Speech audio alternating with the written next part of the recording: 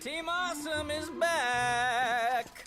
Welcome to this very special edition of Tangled Talk. Tangled, the movie, is 10 years old now. We're going to attempt to focus our conversation on the movie itself, but there's no way we won't drift into the series at times, so bear with us because we're a little bit out of practice doing podcasts these days. Also, for those not in the know, we're recording this in mid-October to make sure that it can get out on exactly Tangled's 10th anniversary, which is November 24th. So just watch, because we've recorded this so early, we're about to get some major Tangled news, like casting for the live-action movie or the official announcement for a Broadway production or something. I don't know. Like, you know us, when we record, something happens. That's the way it works. So we're doing just like that. We are. We're it's special. a gift. It's a gift. We're doing this so early because, for those of you who do not know, Kelsey is pregnant and she is due in November, and you can't exactly plan something like this around something like a baby being born. No. So we're doing this early, and we'll get it out on time. Yay! Everybody go wish Kelsey luck. So stay tuned as we talk about the movie that started it all and reminisce about 10 years of life in the fandom. I don't know about you two, but I wasn't a member of the fandom pre-movie. I actually know people who were, and they're always forget that I wasn't a pre-movie person because I know so much about pre-movie stuff. But as I recall, like, if you were in pre-movie, like, his name reveal wasn't a big deal because you already knew that, you know? Oh, yeah. It's kind of like if you were in pre-Frozen fandom, you already knew that Hans was the villain, so that wasn't a twist. Just like, okay, whatever. So apparently, his name reveal. My Frozen novelization can attest to that. It has a huge crease in it because he threw my book across the room. It reminds me very I much. was so angry, and I couldn't tell anyone in my household because they didn't want spoilers. Yeah, my big thing wasn't like, I'm not to get all Frozen tangential, but my big thing in that was that I was deliberately avoiding spoilers, even in as much as I wouldn't even look at the soundtrack, because I know that, like, track titles often give spoilers away, and since one of the track titles is Hans' betrayal, I was like, oh, thank God I didn't look at the soundtrack before I saw this movie. So, yeah. Anyway. I've talked before about how the commercials for Tangled did not even make me want to see the movie. It looked like too hip and relying too hard on pop culture, and it looked like it was trying to compete with Shrek. I just wanted to see the horse. So, yeah. I mean, I was literally a child when I saw the first Tangled trailer. So, yeah. I mean, and I love the Shrek movies, so, yeah, I was down. See, my thing is that I was like, oh, Disney's they're trying to one-up DreamWorks again? They're like, ha! We're gonna beat you at your own game! See, I was the exact opposite. I was like, okay, you know, DreamWorks and Disney are allowed to fill different emotional niches in movie theaters. They don't have to, like, keep trying to beat each other. Stop that, you know? They finally figured that out. It just took them a while. Yeah, I mean, and they promoted Tangled to appeal to that audience, but that's obviously not what the movie was about at all, you know? Mm-hmm. Yeah, I just wanted to see the horse. I was like, oh, that's funny. And that's what brought me into it.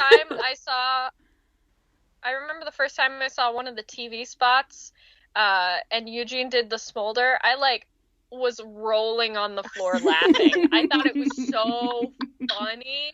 And I just looked back at my little 12-year-old self, and I'm like, oh, sweet honey child. Sweet little baby. You're laughing now, but I know. Now we're just like, stop. Laughing soon. I find it so funny with the smolder that, like, when animated, no matter how they animated it, it's so derpy. But like when you have a Flynn face character do that in your face, of course you swoon. Like, there's nothing funny about it in person. It's just like, oh my God. You're like, I distinctly remember one time I went, like that. Well, you know, when I was a child. I figured out. Oh gosh. I mean, it was so, yeah, so I went ahead and I decided to trust them. I'm like, okay, Disney's, for the most part, you know what you're doing. I mean, you've got a couple movies in your recent history, Chicken Little, Home on the Range, that I, like, at the time I hadn't even seen. Like, they were the two Disney movies that I had not seen because I was like, I don't care. And now at this point in my life. I've still not seen Home on the Range, but I have seen Chicken Little, and I still don't care. It's so bad and boring. It's so unmemorable. I have fondness for Home on the Range because, once again, saw it when I was a literal child. Right. Absolutely, and that's forgivable. Like, I've got fondness for movies that I recognize are not good, but I saw them when I was a child. Like, Ferngully's not really a good movie. It's really super flawed, but, like, hey, I love it. It came out when I was 9 or whatever. But he's a bodacious babe. I love bodacious that one. Babe, yes. Fun story. My boyfriend's name is Zach, and so I'm constantly telling him he's a bodacious babe. That's hilarious. I love it. But yeah, so, the funny thing, so yeah, I wasn't part of the pre-movie fandom, but I do have a friend who was an animator at Disney for several years, and she did work on Tangled, and she worked on it even before it was Tangled. So she was part of the production team when Bastion was the lead man, and when Griffle was the villain, and all that kind of fun stuff. So it's honestly one of the things I really like is being able to look back at what might have been versus how it ended up being. And then also I remember when the series came out, and we kept being like, oh my gosh, they're pulling characters from the pre-movie, and they're pulling character designs from before before it became Tangled and stuff like that. Like, for example, one of Griffle's henchmen in the Bastion version of the movie was used as the basis for the design of the skull-faced thug of Lady Kane's men. Like, he didn't have the skull face in the pre-design, but literally everything else about him looks like that. So, so under that skull mask, that's just what he looks like as far as I'm concerned. But yeah, so I mean, it's really cool looking at that kind of stuff. And honestly, I know that on Tumblr I rant about how much I don't want a live-action Tangled.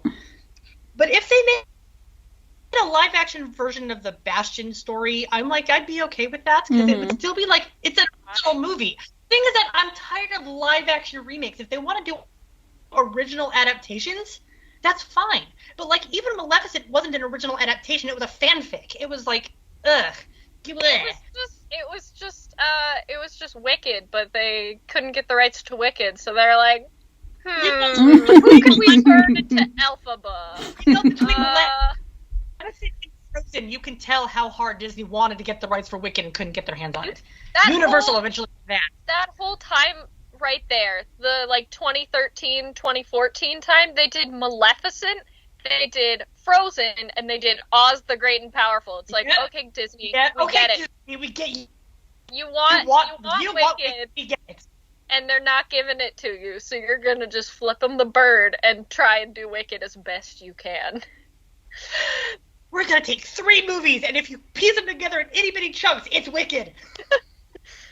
They're like, all right, we've got the original Elphaba, we've got the actual Wizard of Oz story, and we've got the idea of Wicked in Maleficent.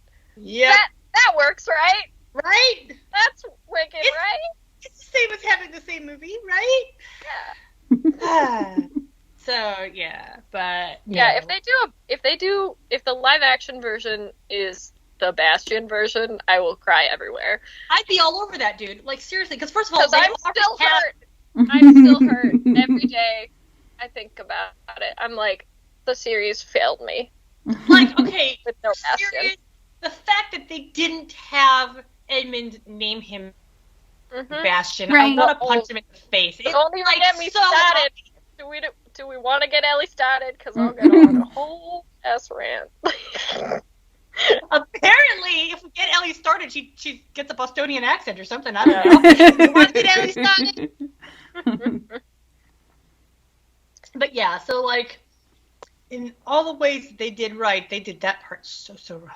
Mm-hmm. And then they failed me again. They could have done it in Flynn Foster too, but no. Right. That was like Rock, an even whatever. I don't even freaking remember his name.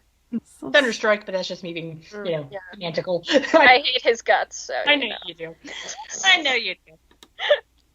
Hey, you know what? I should do another gift set of him removing the mustache, so it's just Flynn from beautiful pre-Tangled days. Yeah, you're doing the Lord's work there. I think one of the best comments I've gotten on that kind of stuff is I've had people be like, "Oh my god, it's like getting new content when you do this," and I'm like, "Oh yay!" It is kind of like getting new content. Okay, so we did open up the floor to our loyal listeners and, ask them, what do you want us to talk about when we do this podcast? Because it's not like we haven't done a podcast that's strictly about the movie before. I mean, we did that during the first hiatus or something like that. It's like the season 2 to 3 hiatus. We did all of season 1 and the movie. Because we had to come up with stuff. We had to come up with stuff. So it's like there's not a lot of point of going over the whole dang movie again. But I mean, we did ask the listeners what they want us to talk about, so we do have some suggestions that we're going to be going over for you guys. This one I actually came up independently, but I also saw in the comments, so this is a good one to go. What's it like for you to watch the movie now with knowledge of the series? It's weird. I will say that there's a little bit of weirdness. It's like yeah. I see Gotham now, and I'm just like, you left your daughter behind, and then I vomit because she shouldn't have been her daughter in the first place.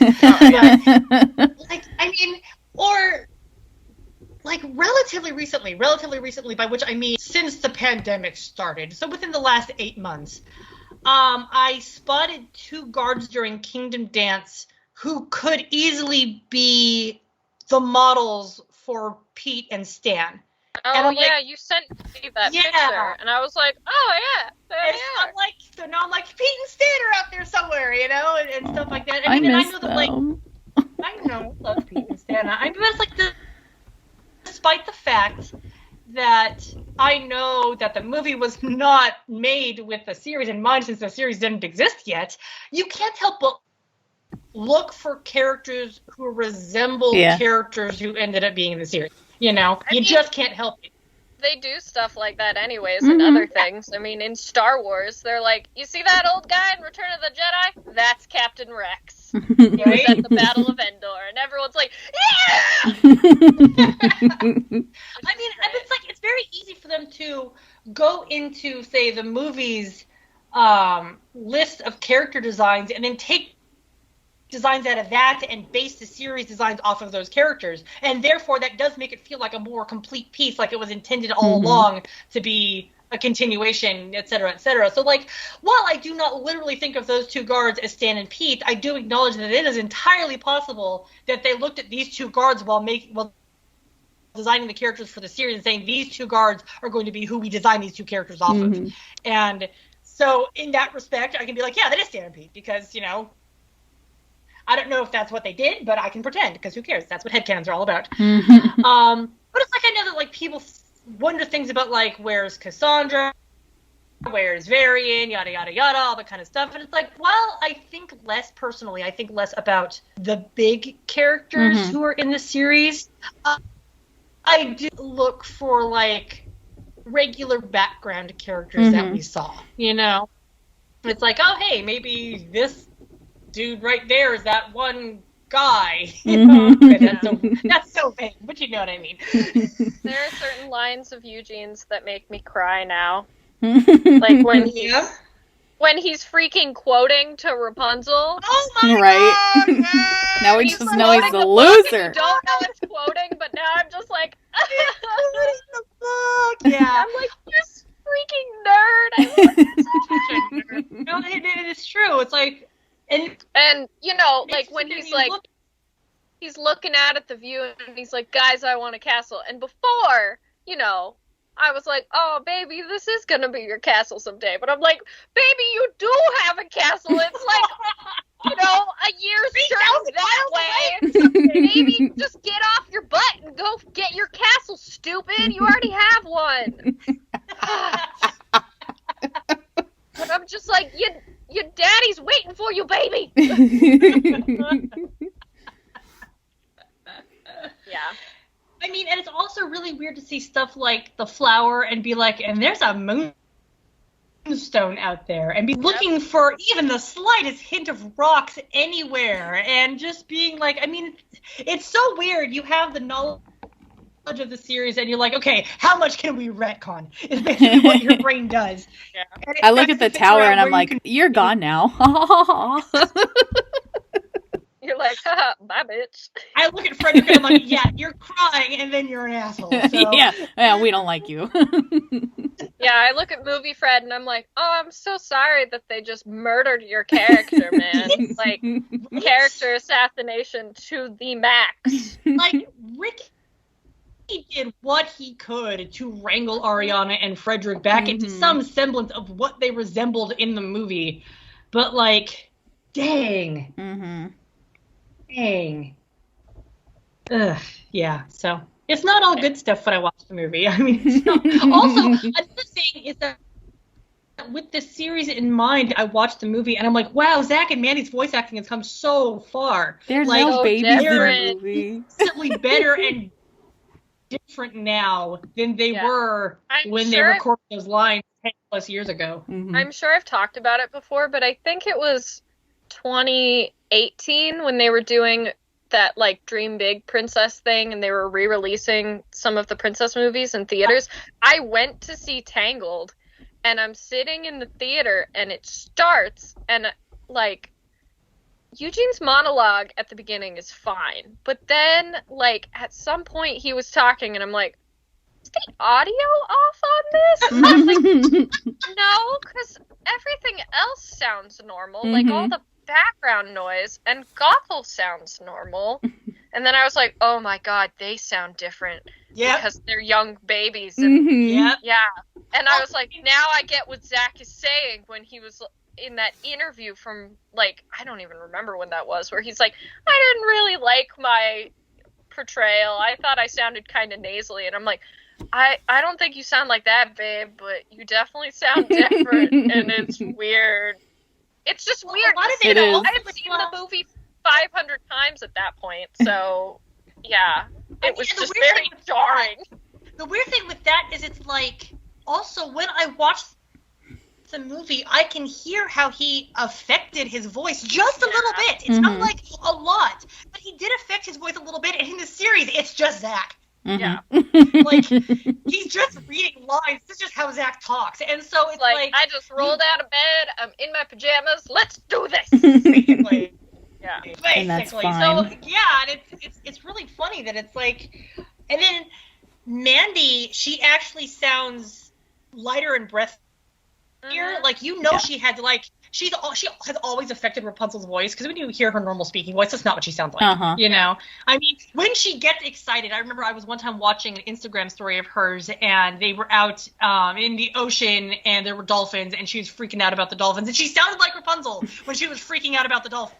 She'll do that on This Is Us, and I'm like, ooh, there she is. Yeah, but then, like, the whole rest of the time, it's like, that's not her normal speaking voice, you know? Yeah. And so... so I go back and I listen to Tangled, and I'm like, okay, so she affected this voice in Tangled, but because she was 10 years younger, you can hear the difference. Like, she was just playing in her 20s when she did this, as opposed to now, you know? Well, I remember when Wind in My Hair came out, and I listened to it, and I was like, this doesn't sound like her at all. I was like, this is really weird. But now I look back, and I'm like, oh, yeah, it makes sense now. But at first I was like, this is like the first thing we've heard in like 8 frickin' years. Like, who is this woman? Yeah. Who is this woman? I remember some people occasionally, they asked me about Risk It All from the Sophia the First movie. And they're like, well, Mandy Moore is credited in the credits. And I'm like, well, yeah, she did her speaking voice, but she didn't do her singing voice. So, like, I think it sounds just like Mandy. I'm like, listen to a Tangled song and then listen to Risk It All. It doesn't sound just like Mandy. I mean, it's passable as Rapunzel. I mean, that's one of the things that I do when I look at actors portraying a character who's a well-established character, especially if they're well-established in film or on TV. And if a different actor portrays that character later on, it's easy for me to say, while this sounds like the character, it doesn't sound like the actor who previously portrayed the character. Yeah. It was like Rapunzel in Kingdom Hearts Emily 3. Blunt is a great Mary. Well, it's like Emily Blunt is a great Mary Poppins, but she is no Julie Andrews. You know, it's just it's that sort of sentiment. That sort of sentiment. It just, you know, it's not. So the woman who sings for Rapunzel in Risk It All, I can never remember her name off the top of my head. I always have to look it up. But yeah, she just like, oh, that's passable, but it ain't Mandy. And the reason why they didn't have Mandy sing the song is because Mandy costs more to pay to sing than she does to pay to talk. So, I mean, that's why that happens. I just love how it's whenever it's something through Disney and it's Eugene, it's always Zach. It's always Zach. Zach's like, I'm in. What are we doing? He's like, oh, okay. I mean, he said this before before he played Shazam, but I do know that for the longest time, Eugene was his favorite character he's ever been. And that might actually still be true because he then put 3 more years of life into Eugene. Yeah. So he might actually still like him best. And he got his solo, so you know what, Zach? There you go.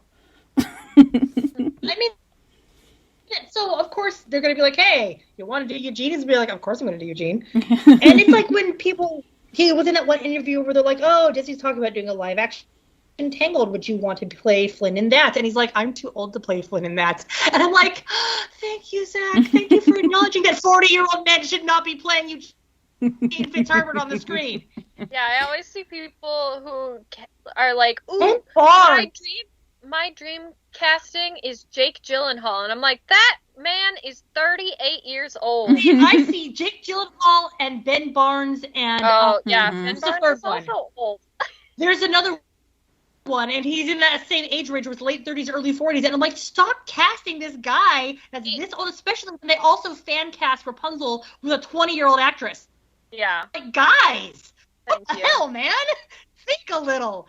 God, that drives me up the wall. That's another big reason why I don't really want a live-action adaptation of Tangled is that I'm going to be hypercritical of almost anyone they cast as the 2 leading characters. Like, I've seen 2 big suggestions for Gothel, and I'm okay with both of them, and I even have a 3rd suggestion for Gothel because makeup and wigs do exist.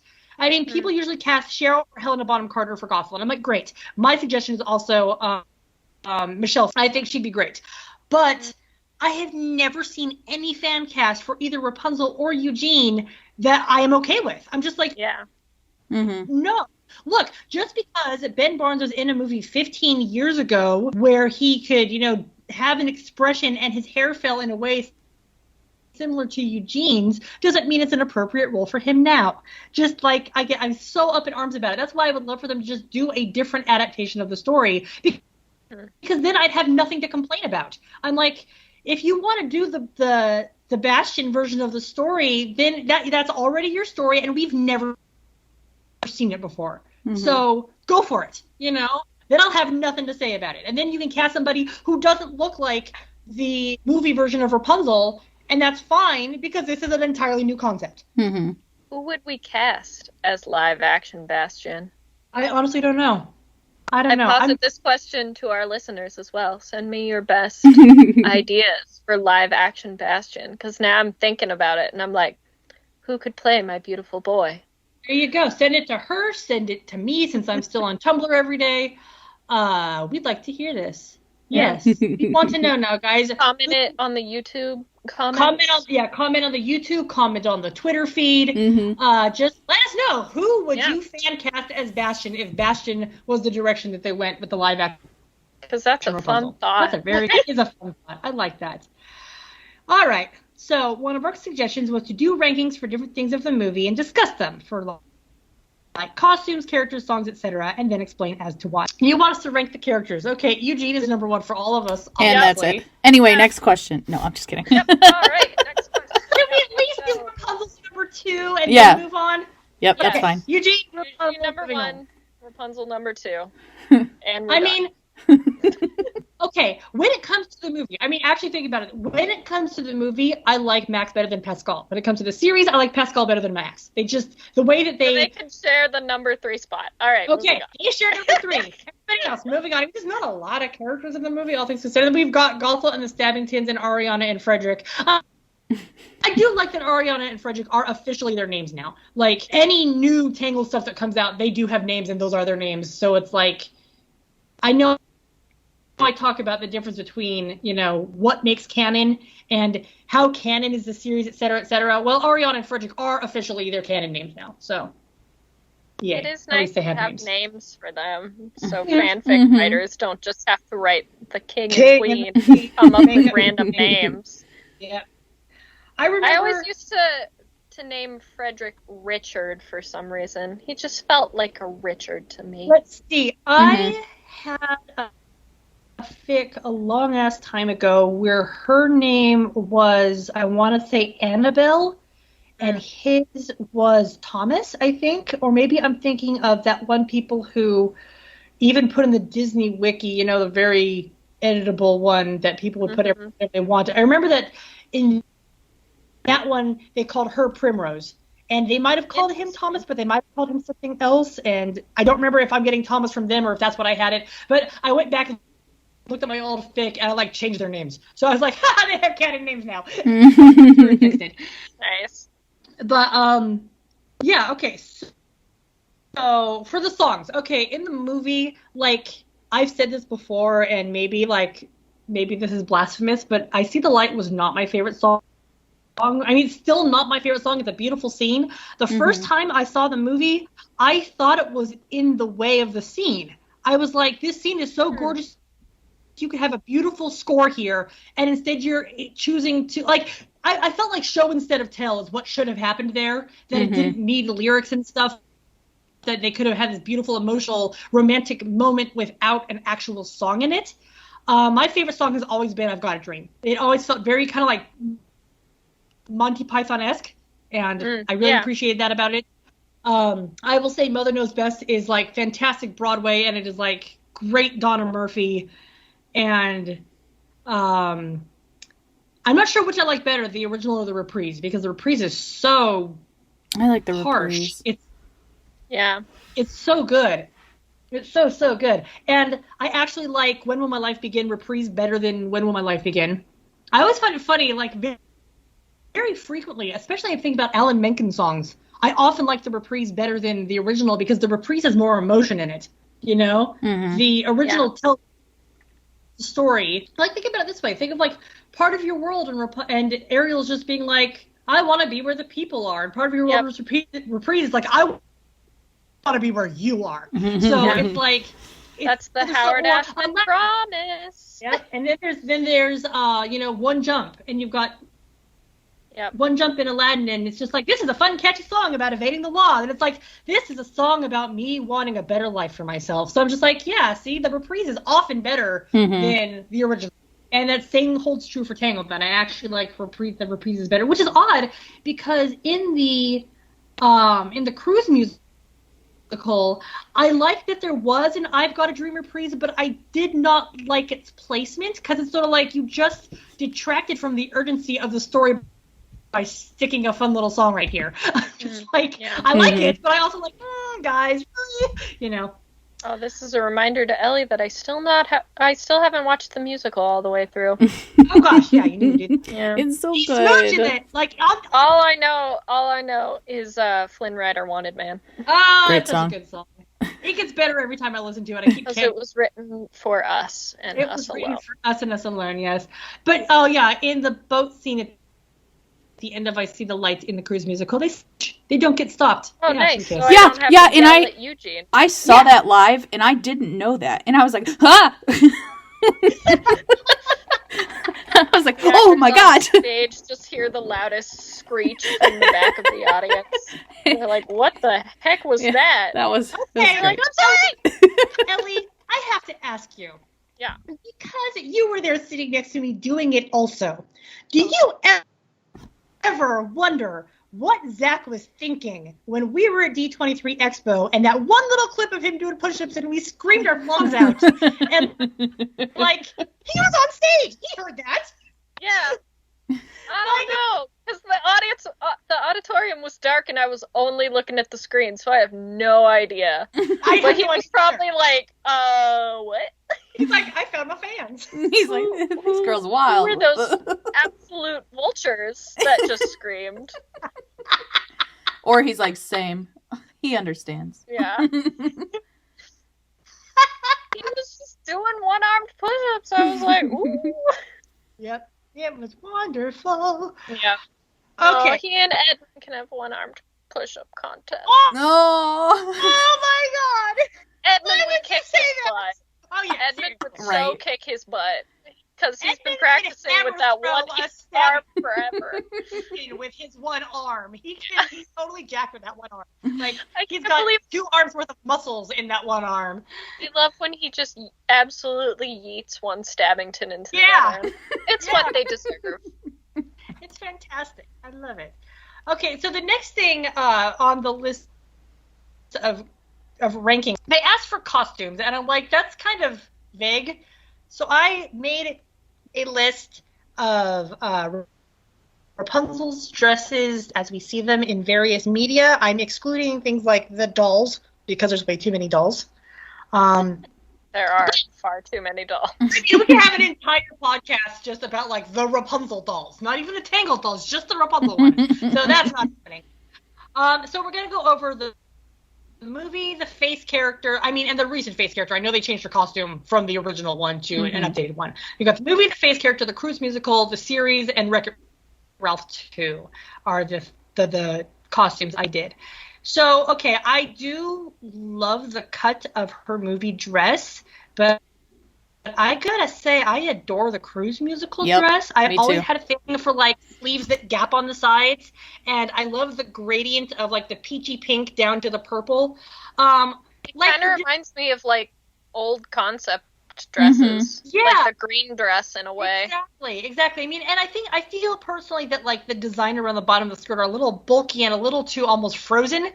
But still, I mean, you could lighten that. I mean, you have to make things for stage that translate from the back of the theater, and I understand that. So I do really like that one a lot. I really, really do. The Wreck-It Ralph dress is surprisingly, and this is just her dress, not her comfy princess outfit.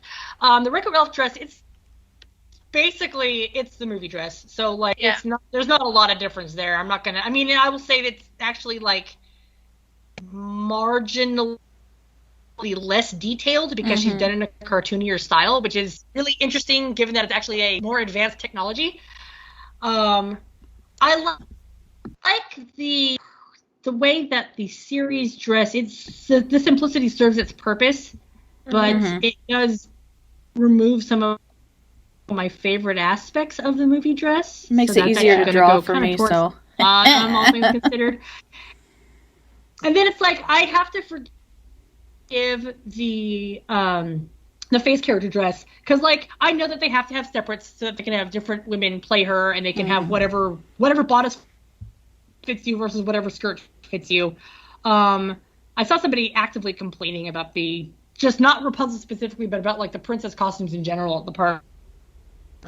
They were complaining about it, and I'm like, whatever. But I kind of wish that they had given her, like, beige slip-on shoes and not metallic purple ones. Like, replicate the bare feet. Don't act like she wears shoes now. You know, anytime anybody thinks she needs to be wearing shoes, it makes me mad. Yeah. It's like,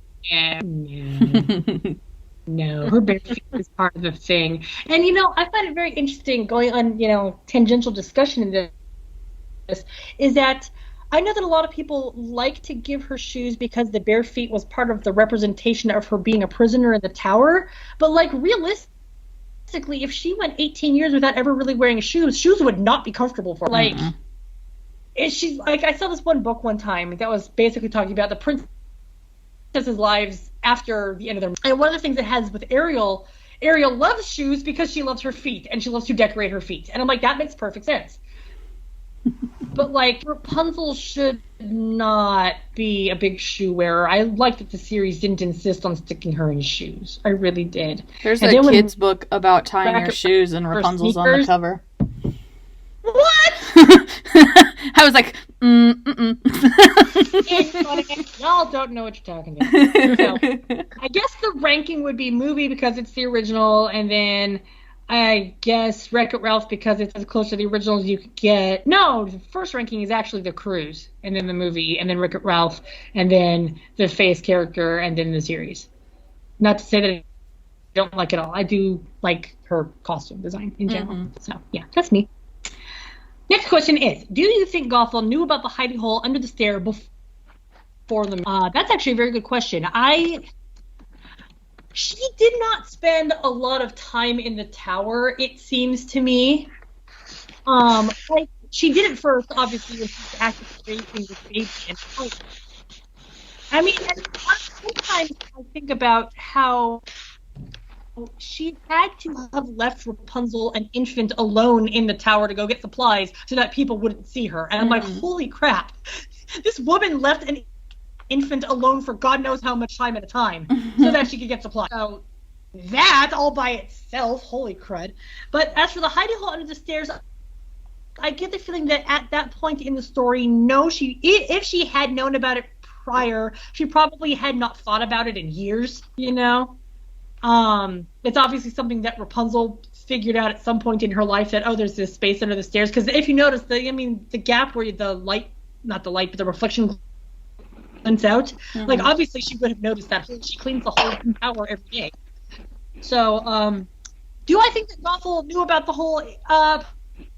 Probably not. If she did, then she forgot about it at some point. And so that's how I think. Do you think it was a meta message that Eugene died between the symbols of the sleeping deaths of two of the original princesses, Snow White and Aurora? The apple is on the newel post and the spinning wheel, respectively. Yes, absolutely, 100%.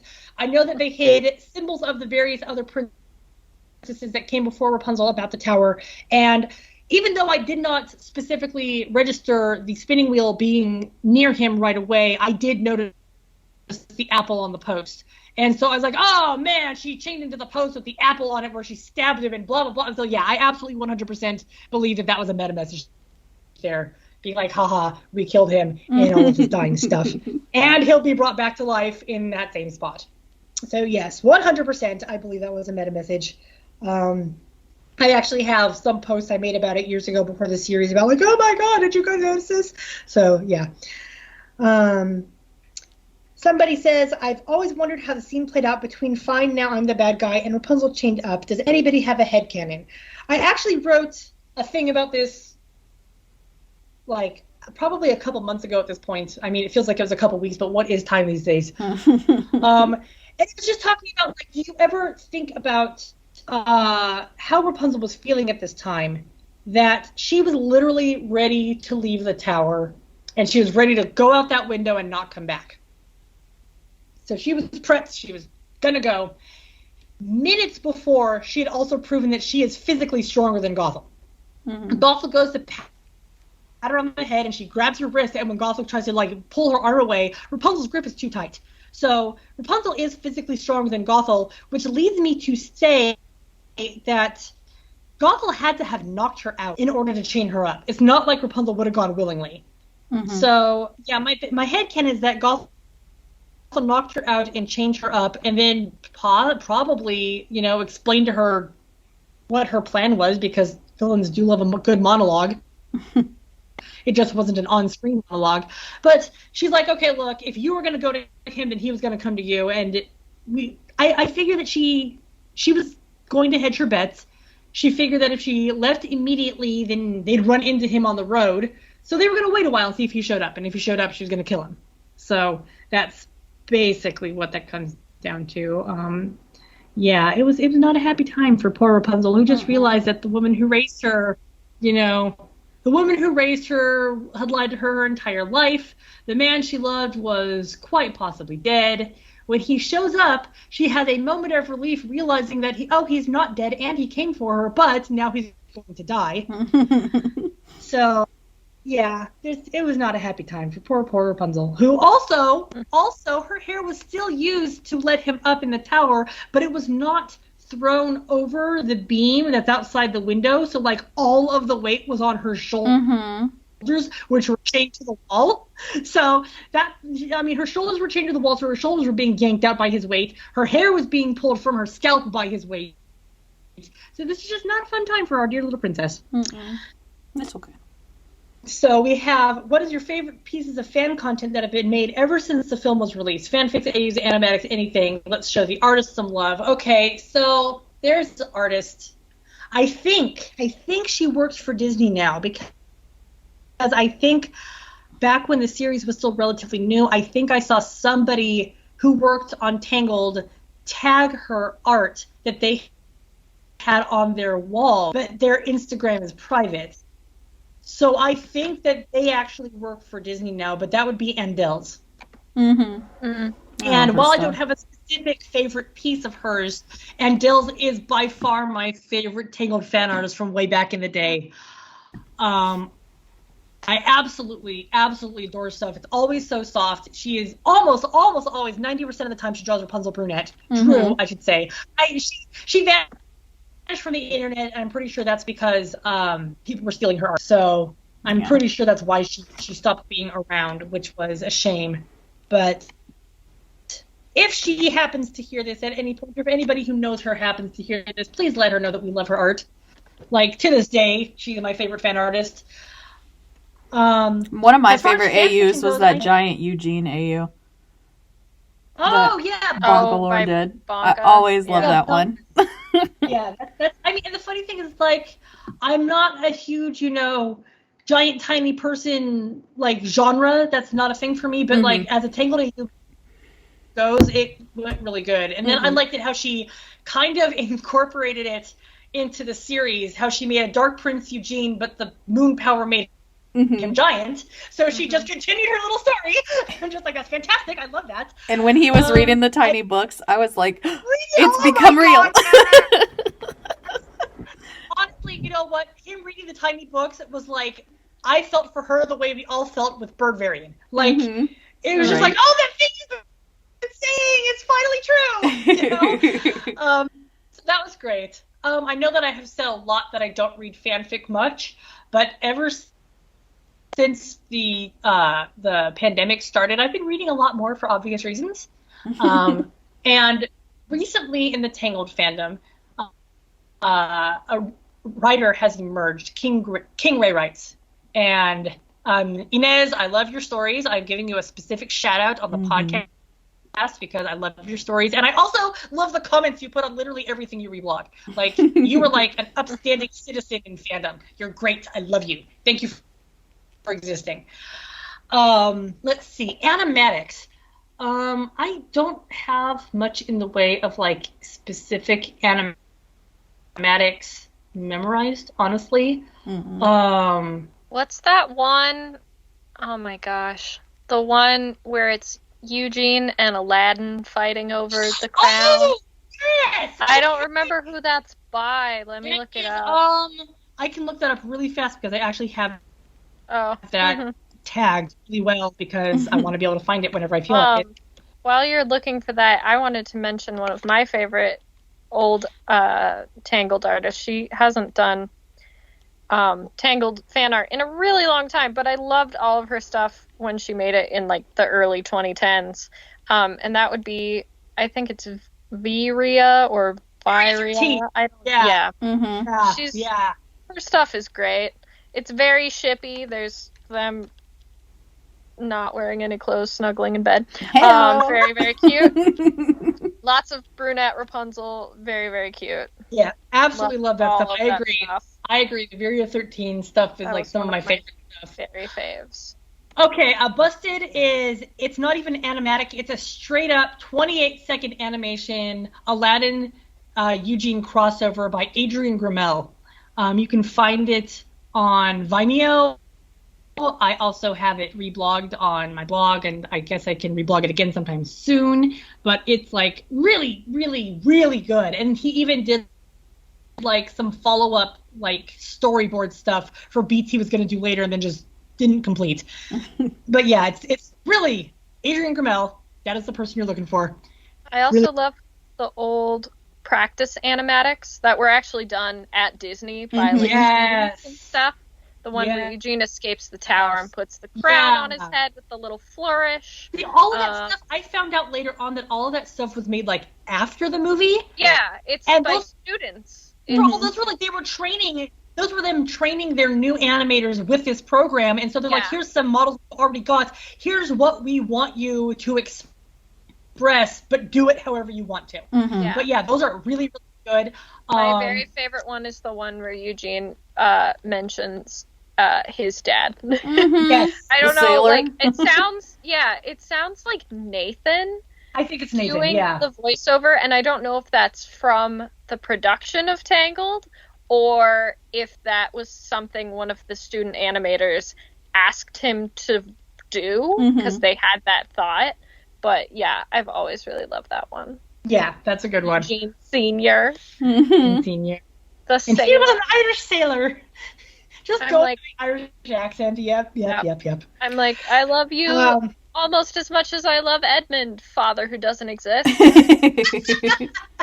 I personally liked any fan fiction that was A, angsty, or B, smutty, or C, both. Yep. I couldn't name them all, but I love them all, and you all know who you are. Yeah. Go back to, I would suggest to Tangled fans, go back to like the real old, like published in 2011, 2012 stuff on fanfiction.net. Yeah. That's where you're going to find the good stuff. things. The good, I mean, the not gold. everything there is a winner, but or finish, you know, but... some things are. In those regards, like I said, I didn't read a lot of fan fiction back in the day, but I do know that both let's see, Airplane Ned did a lot of really good stuff back in the day, and then why can't I think of her name? She did Freudian. What's her name? Thank you, Fabulous. Yeah. Fabulous is also a highly acclaimed author for Tangled fan fiction. Let's see, is there anybody else I want to give specific shout outs to? I mean, there's like so many good people these days. It's like I'm constantly seeing good fan art, and I'm like, oh, it's them, to the point where it's like if I see somebody reblogging, I'll be like, they're reblogging your stuff. So, I mean, Inked by Jam Metropolis is a oh, that's a good one. Okay, like I said, Inked is one that I recommend even before I started reading fan fiction. I was just like, oh no, I read that one. I actually really like that one. I read that one. It so so good. It's really good. It's a tattoo artist. Really good. You know what the funniest thing is, though, is that, like, I remember you and I getting our tattoos. We're like, Eugene would hate us in Inked. He'd hate us because we got the damn sun. Shut up. Like, oh, you boring basic bitches, you got the sun. We all have the sun. I'll have the sun. So yeah, Inked is really, really good. If it is a modern retelling of the story under the pretense that Eugene is a tattoo artist in the seaside town of Corona, and this girl shows up and he finds her getting a fake ID, not because she wants to pretend to be older than she is, but because she does not have any identification at all. So it's pretty. It's great. It's fantastic. So, we have questions for stories of when we first saw the movie and how it started taking over our lives. We may have talked about this before, which we have. The biggest thing I can recall is that I don't really do Facebook anymore. I still technically have a Facebook, but I'm like never on there. However, I do have a Facebook memory that pops up every year on January 23rd, where I said, okay, I think I can say that I'm officially obsessed with Tangled. And it's just like, and I recall what was going on then is that first it was just like, oh yeah, I like this movie. I like it fun. And that was my initial feeling walking out of the theater. I wasn't totally in love with it yet. I saw it, I think, twice opening weekend, because I saw it first with my sister and my best friend and her daughter, who was literally a month old. Not quite a month old. Not quite 2 months old, I'm sorry. But a baby. An infant, a newborn. So we went and we saw that, and I liked it, and it was good, and I just needed to let it sink in. I think I saw it either the next day or the following weekend with my now ex-husband, and I started being like, I really like this. And then I remember I was looking on the internet for a screen cap of Rapunzel lifting the royal lantern over her head from the boat. And that led me to Tumblr. And so literally I am on Tumblr because of Tangled. So the fact that I have, a Tangled blog, 2 Tangled blogs, one for roleplay and one for, the series, makes perfect sense. Like, yeah, seriously. So yeah, that's some of my earliest stuff. Is it started taking over my lives. I remember for my 31st birthday, which is, in May, so in May 2011, they were releasing that 17-inch Tangled Ever After doll for Rapunzel. And I was like, I'm getting that for me for my birthday. And that was basically the beginning of my collection, was getting that doll. And then from there, it just kind of went nuts. Absolutely haywire nuts. Yeah, I mean, like I said, I moved, and I still don't have all of my stuff completely set up in my room, but like, you sure as hell can tell it's my room. That's for damn sure. an entire wall of Tangled shelves. It's great. So you ladies, what about you guys? I loved it when I walked out. I was like, oh. And it just killed me. There was no slow fall. I just fell. It was fantastic. Well, I didn't see it until Christmas of 2010. It was my parents were like, okay, it's Christmas Day. Let's go see a movie. Do you guys want to see Tangled or Megamind? And I was like, I've been seeing commercials for that Tangled movie, and it looks pretty funny. Let's do that. My sister was like, yeah, let's do that.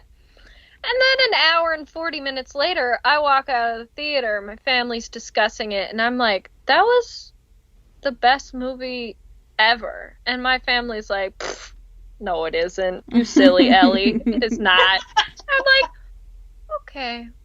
And then it kind of stewed. It stewed inside me. I couldn't stop thinking about it. And then I looked on my Facebook, and I do actually have the day I think that it happened. January 23rd, 2011. I go, Ellie is officially obsessed with Tangled. It's so cuddly. I love it so much. Rapunzel and Flynn forever. I find it very funny, Ellie, that you and I are basically almost the exact same date. Or like, okay, I'm obsessed. Yeah. Mm-hmm. It's just, I don't know why, but it's stewed inside me for I know part of my thing. I know part of my thing, for the sake of clarity of, people who listen, I was going through a pretty bad depressive bout when that movie came out, and it was just the right movie at the right time. Mm-hmm. It was just like, I can't really say what it is exactly about it that hit me, but it hit hard once it sunk in, and I was just like, okay, this is the thing I'm obsessed with. Mm-hmm. And it's like, people talk about hyperfixations, and I'm like, does it count as a hyperfixation if it's been 10 years and I'm still hyperfixated on it? Like, right. Like, I mean, because the three people on this podcast, we never really faded with the fandom, It's like, Ellie and I, as people know, are the ones, she spearheaded the Tangled Fandom Resurrection, and I was like, just the second in command. I'm like, yeah, this is a thing that needs to happen. So I backed her up wholeheartedly. And she and I were the ones responsible for that. Mm-hmm. And, I was gone for a little bit, but I came back. Well, yeah, but you were gone for mental health reasons, so it's like it's not like you like Tangled exactly anymore. You just weren't on Tumblr. So it's just So it's like, and I remember like Frozen came out, and defensive is not the right word, mad is not the right word, possibly protective of Tangled. I'm like, you can't stop loving Tangled just because another movie came out, right? And like, so I mean, it's like. It was the right movie at the right time. It did exactly what it needed to do, and it sunk itself into my head.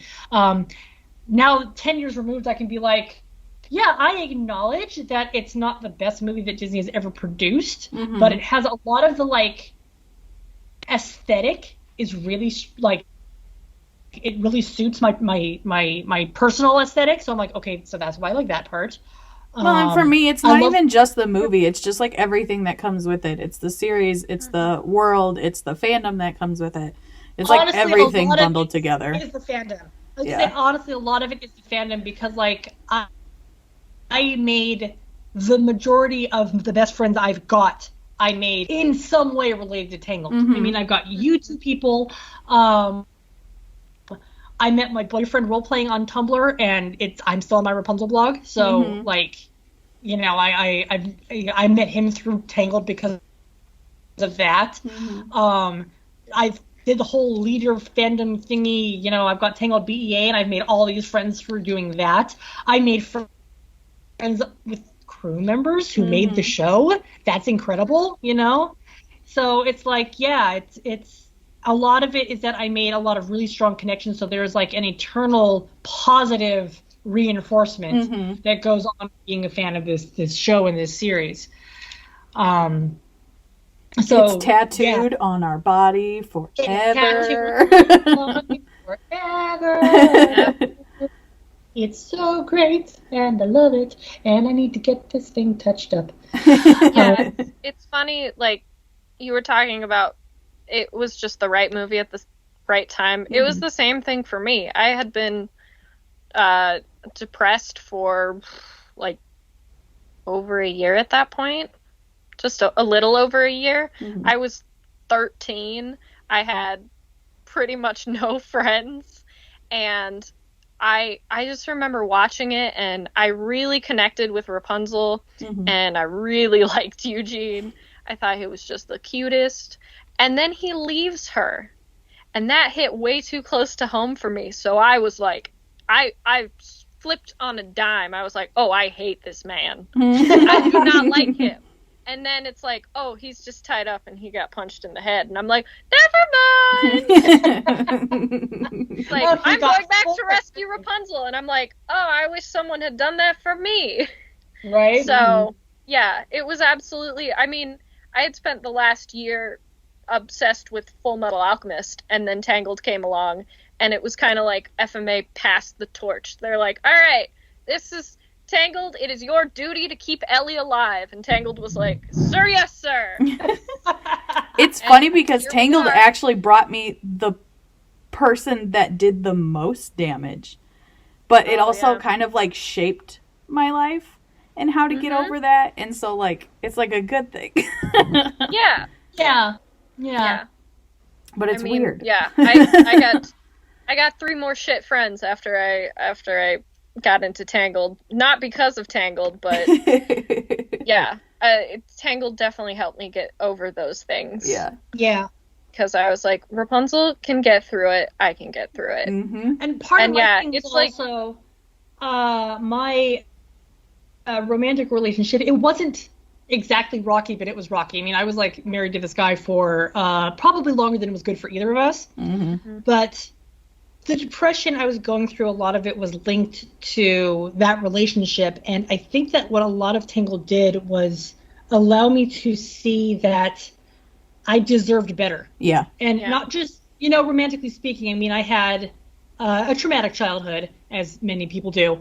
But I'm watching this abuse survivor, and I'm just like, it doesn't have to be the way it is. Yeah. Like I can be stronger than I'm letting myself be. I can stop wallowing. I can get myself through this. And by the way, you two suckers are roped into helping me with this. Thanks, Rapunzel and Eugene. Yeah, right. So I mean, yeah, it absolutely became like it's my emotional support movie is what it Yeah. is, and it always Yeah. has been. And it's like, and there are still times when I'll watch the movie if I'm in the right mood where I start crying around Kingdom Dance and I don't really stop until the end of the movie. Yeah. And it's like the reason for the tears change, like it goes from, oh my gosh, she's finally living, oh my gosh, this is so beautiful, oh my gosh, they're in love, oh my gosh, it's not his fault, oh my gosh, don't go with her, oh Yeah. my gosh, he's gonna die, oh my gosh, he's dead, oh my gosh, they're gonna live happily ever after. And it's just like I'll just cry until the end of the movie. And it's just like, It's great. it's very cathartic in that regard. It's like if I really need to cry, I'll put on Tangled. I'll just be Yeah. like, okay, Yeah. here we go. I mean, when the series got announced, I was in a really, really, really, really dark place at that time. I was having a lot of troubles, and the thought of the series is probably what kept me alive Mhm. during that time, because I was not in a good spot. But then they're like, you're getting more Tangled, and I'm like, well, guess I gotta keep living for that. Mhm. Gotta hear my babies say they love each other. And then I got back into the fandom more, and it kind of it got resurrected Mhm. like I wanted it to, and Yeah. that definitely helped. And even though it's interesting, pretty much ever since the series ended, I feel like Tangled has kind of done its job for me. Mhm. And I have been steadily over the last couple months kind of moving on. Of course, I will still love it. I mean, I'll still love the movie forever, and I will always love Eugene, and I love Edmund and Lance and parts of the series, but I sold a bunch of my fantasy pins, and I'm gonna probably get rid of a bunch of my stuff because I just don't feel like I need it anymore. I feel like Tangled has sufficiently kept me alive. for 10 years. And now it's, the battalion has been, it's been passed on. There's other things that are keeping me here. I've got more friends than I've probably ever had, and I've got other things that are keeping me happy. And Tangled still makes me happy, but I just don't, it's not a crutch for me anymore, which feels really weird because it has been such a significant part of my life for so long, but it also feels really freeing. It's like Eugene and Rapunzel are still watching over me, but they don't have to be holding my hand anymore. Oh, yeah. I love that. And it makes sense. Super great. And it's just been happening during quarantine, and I think part of it was I wasn't really happy with how the series ended, so I was kind of angry a little bit at the series, but so I was trying to and the series got stupid triggering at the end, so it was really hard to feel that way about the thing that was keeping me alive. But I think that kind of pushed me to it's not the thing that's keeping you alive anymore. You have so many other things, and you don't need it. You still want parts of it, but you don't need it anymore. And that but it's been interesting. I went through my Tangled stuff, and I brought down all of the things that I wanted, and I moved my pins that I wanted to keep to another board, and I just kind of looked at all the stuff I had, and I was like, yep, this is enough. I don't need any more. I can get rid of other things. It's okay. Cool. I will survive getting rid of things. I mean, that's actually really cool. I mean, it's healthy and liberating. And what I think, honestly, it's not identical to me, but when I moved and I was like, okay, I have to accept the fact that I cannot take everything because I'm not going to move into a place that has an equal amount of storage space. Yeah. So I did get rid of some of my Tangled stuff, not a lot, and it was lower quality stuff. Just I'm not even going to pretend that, I go to Party City and I have a whole bunch of Rapunzel party crap that I never looked at, so I'm like, that's gone. Yeah. But it's now it's I was rearranging my shelves when I first moved, and I was like, it's I don't have to put literally everything out. I can make room for other things. I can gradually start shifting my attention. I don't feel the need to buy everything I see anymore. It's like, oh no, I can be picky and choosy again. Back when it was just the movie, and we didn't have word of the series yet, I know that I was kind of picky and choosy. I was like, no, I've only got so much money, and I have to dole it out as I see fit, not buy every little thing that crosses my path, and that's where I'm at again. It's like, no, I can just whatever. I gotta actually want it for me to buy it now, instead of being head over heels in love with absolutely everything just because it's got Rapunzel's face on it. So and it's it might be a little bit similar, that it's there are aspects of the series, especially I'd say I would take about 50% of season 3, but it's a really piecemeal 50%. It's very few of it is full episodes. So about 50% of season 3 I like, and about 50% of season 3 I could throw out the window and never look at again, and it's fine. And it's funny because being in the fandom, I'm seeing literally everybody do this. We are only, everybody's individuals are only talking about the parts that they actually like now. And every now and then we'll raise some random mental concern about something that we didn't like and be like, so what was up with that anyway? But for the most part, that's where you are when a series ends like this, and we have literally no reason to think we're going to be getting anything else, regardless of how much people scream about Variant in the Seven Kingdoms or wanting a Cassandra spinoff. It's just not going to happen. And so So we are now at the point of a fandom where our show has been over for almost 9 months. Mm-hmm. Holy crap, the show's been over for almost 9 months. It has. So I can attest to that. It's been 9 months. You can attest to that. Well, I'm gonna say that by the time this even airs, it'll be 9.5 months. Yeah. It'll be over 9.5 months. Since it'll be really quickly approaching 10 months. Mm-hmm. So it's like, the better part of a year, the series has been over, and so we're like, okay, so now I'm at the point where I don't have to talk about the stuff I don't like, and I'm only going to talk about the stuff that I do. And we've also had the unique time where a lot of us have only been able to just sit at home and stew on things. Exactly. So. Exactly. That has been very unique and odd. Where the series ended right before quarantine started. Mm-hmm. Yep. So we spent the first couple months after the series ended basically going over the entire series and what we did and didn't like about it. Yeah. Mm-hmm. And now we're just like, okay, now that I'm done doing that, I can do other things like only write New Dream fanfics or only talk about wackadoodle AUs or, and it's great. And I like that fandoms work that way, that something doesn't have to stay completely pure in its original form in order to still be enjoyable. Yeah. And it was really hard at first because I was like, I know we've done this before, but how are we supposed to get used to this, new normal that we have to figure out where we're not going to get any more Tangled content. But I think it's become, I think it was a good ending. It was a good way to kind of end the era. And a lot of us have, in the past 9 months have changed so much since it ended. But it's a good thing now. And it's just, it's one of fun. us is growing an entire human. Oh my God. But I mean, on that same note, it's like,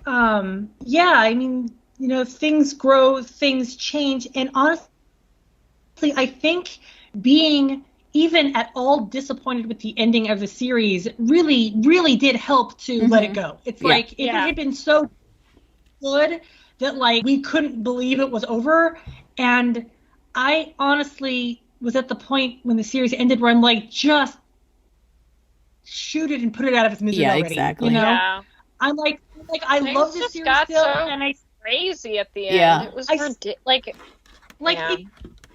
shoot it so you can't hurt it anymore. Satisfying kind of crazy. Exactly. Shoot it so you can't hurt it anymore. Exactly. And so I will say that ending the series with the proposal was possibly the best thing they could have possibly done because now my final memory of the series is this thing I love so much, this scene that still makes me cry when I watch it. Yeah. And it's like I can ignore the stuff that happened 5 minutes ago because I got this is my last thing. That's also a really good point, and I hadn't really thought about it in this way, and I think now that I'm so far away from the ending of the series, I can think about this, but if they had ended with babies, oh God. I'll be like, give us more! I want more babies! Well, that's why I made my own, because they didn't. Yes, I was like, all right, I gotta take this into my own hands. See, okay, Kelsey, I love you from the bottom of my heart. Kelsey, I love you from the bottom of my heart, and I don't want you to suffer any longer than you have to, but it would be really awesome if your baby was actually born on the 10th anniversary. I mean, conceived right after the finale, born on the anniversary, that'd be awesome. It would be a week over, and that's pretty normal. But it would be a week, so there's every freaking possibility, and it probably will. I was 2 weeks late, so here's the deal. That means that if your baby starts to be late, decide to have it induced on the 24th. Nice. And just be like, okay, I'm just having my baby. It would be so perfect, though, because, it literally was the weekend the series, or, the week after the series ended. It's like I planned it. I didn't, but it just worked out. It would You're like, hey, I'm not pregnant, I can get a new tattoo, and now I'm pregnant. So it doesn't matter. Oh, man. Oh, God. Plus, if your baby's born on the 24th, I'll have a Sagittarius buddy. Okay. Oh, I could see it. Okay, favorite experience. Back to our requested topics of conversation. That actually went way longer than I thought it was going to. It's okay. But our favorite experience with a Tangled face character. Oh, I have one. I think I know what Curly's is, but I have a couple different ones I particularly. Okay, I think my all-time favorite face character experience is that at Disneyland they've got the little stage show at the Royal Theater where they do like a half-hour condensed version of Tangled, and you're supposed to go huzzah when characters show up, and you're supposed to go fie when villains show up and crap like that. So Eugene comes out on stage, and Rapunzel knocks him out, and they're climbing down his hair, and it's not until that moment in the story that he introduces himself, and he always says the name's Flynn Rider, and then he smolders at the audience, and so I have taken it upon myself to always go huzzah when he does it. Every time. She does. And every that time. always gets a pretty big laugh. That always gets a pretty big laugh out of the audience. And so the parents are like, "Oh my god!" Yeah. All of the adults who are here watching this show are like, "Oh!" So I do that at one of the shows, and Eugene literally makes eye contact with me and goes, You're like, God, "Sir, I will now expire. Thank you very much." Bye. Then 2 of the 3 shows, it will never happen at the end of the last show because the characters have to go backstage and do whatever they got to do, go and break. Their shift is over, whatever it is. Yeah. So they don't do meet and greets after the last show, but there's a 95% chance after the first or second show that they will do a meet and greet after. So I'm always waiting around, and they come out, they're doing the meet and greet, and as soon as he sees me, he goes, "Hey, it's you," and I'm like, "Oh my god." He knows exactly who I am. Holy crap. So funny. But I've also had a particularly neat experience where, because I'm an annual pass holder and I'm a local, I would go, once a month. And if I was with the right people, I would see the face characters like every time. I often don't see the face characters when I'm with my sister because she's not into the face character seeing thing. And so to respect her time, I don't usually do it. Mm-hmm. I will sometimes, but she's always, respectful of my wanting to do it when I do insist. But one time I had been there 2 or 3 times in a row recently, and I went and I saw Rapunzel and she recognized me. And she's like, "Oh, hi!" And there's like nothing like having your favorite character light up when they see you because they know who you are. Mm-hmm. And it's amazing. That is a really great feeling. Okay, you guys go. I have 2. I think one of them was when Neil and I went to that breakfast. I don't remember the restaurant's name in Disney World. And the Rapunzel was just really cool. And I showed her my Set Yourself Free tattoo, and she was like blown away. And I was like, "You're going to make me cry." And that's also when Eugene made a fool out of me because I was like mesmerized, and he asked me a question and I didn't answer it right. And I was like, now I look like a freaking idiot. And Neil thought it was so funny. He's like, "I've never seen you that flustered." I was like, "Shut up." But my second favorite one was the last one when Bex and I went to Disney right before the finale. And I'm sitting there talking to Eugene, and I'm explaining why we're there. And I was like, tonight is the last episode of your guys' story. And he goes, "Yeah, the public one." And I was like, "Excuse, what? Mm-hmm. What?" And I was like, "Yeah." And I was like, "Holy shit." You're like, "Can you give me some info, some details about this private one, maybe?" I felt attacked. And I think when we were talking to him, he had no idea what the series was, but she did. And she was making these jokes. Dropping series hints all over. Yeah, and he was just like, huh. Yeah.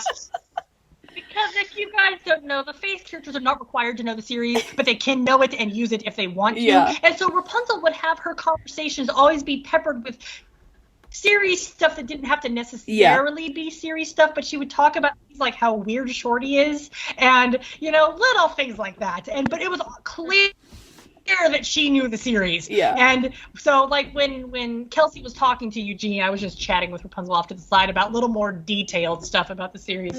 And that was great. Or there was that time, Ellie, when you and I were there and the people ahead of us in line just wanted to talk to Rapunzel, so Eugene was kind of holding back. We're like, "Hey, Eugene, if they don't want to talk to you, we do. Come here." So we got like 5 extra minutes with Eugene because the people ahead of us in line didn't care about him. It was great. We were like, "Babe, come here. Come here, babe. We love you. We'll talk to you. We're here for you." Yeah.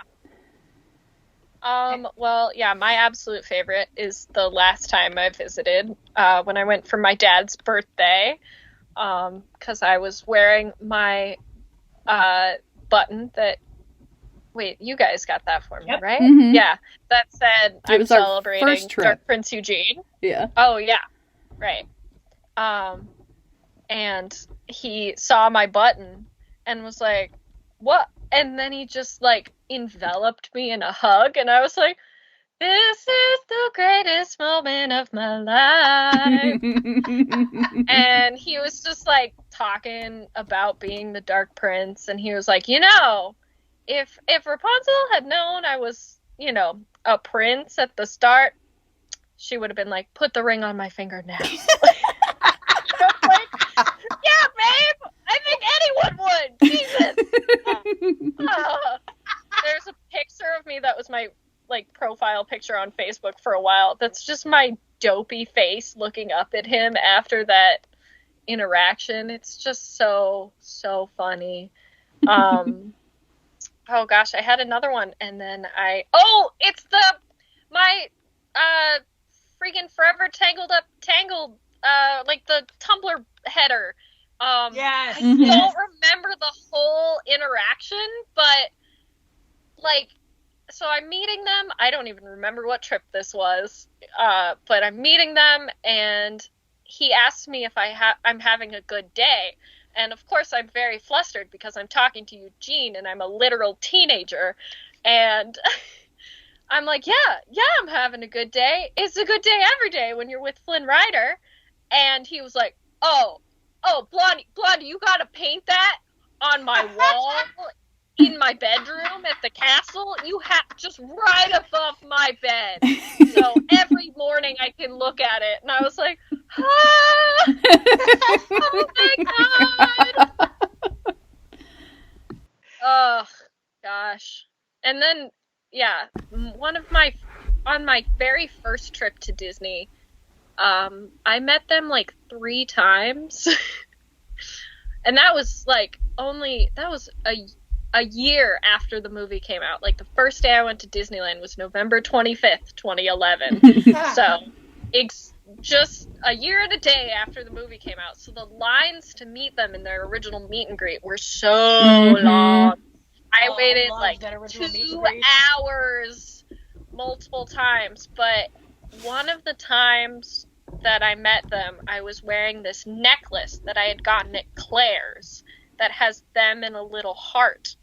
And Eugene saw it, and he, like, reached out and was, like, looking at it, and he's like, oh my gosh, Blondie, look, it's us, we're so cute. And I'm just looking at him like, oh, like, just staring at him. He's so close to me. And I'm like, oh my god, if I wasn't 13, if I wasn't a little child, my dude.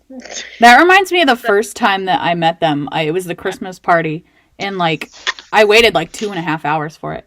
And I just blew right past Rapunzel. I was like, bye. Sorry, sis. Like, not here for you right now. And I hugged him, and he was quiet. And, like, I was the only one that could hear it. And he goes, best day ever, huh? And I was like, boy, you better stop. Yeah. Yeah. I was like, my family is here. Quit it. Yeah, I had a trip a couple years back that I really liked. I went with a friend of mine. And I was Disney bounding as Cassandra, and he was Disney bounding as Varian, which tells you how long ago this was if I was Disney bounding as Cassandra.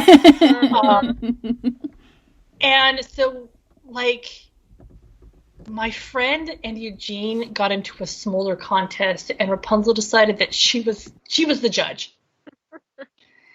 And so she ruled my friend as the winner of the contest, and Eugene just sat down and hung his head, and he had never looked so sad in his entire life. And I was like, oh, Eugene, I still love you. It's just like, it was so funny. Like, and I had times where, like, I'm there and you get these, you see videos of things like this kind of frequently, but I was there and we were doing our chit chat, and Gaston just freaking sticks his head into the little theater area, and he just goes like, oh, it's you. And Eugene goes like, go away. I think that the best part part about Disneyland's little courtyard for Fantasy Fair is that you do occasionally get interactions between characters between movies that wouldn't normally interact. And having Gaston be a walk-around character, you do get hero and villain interactions you wouldn't normally get.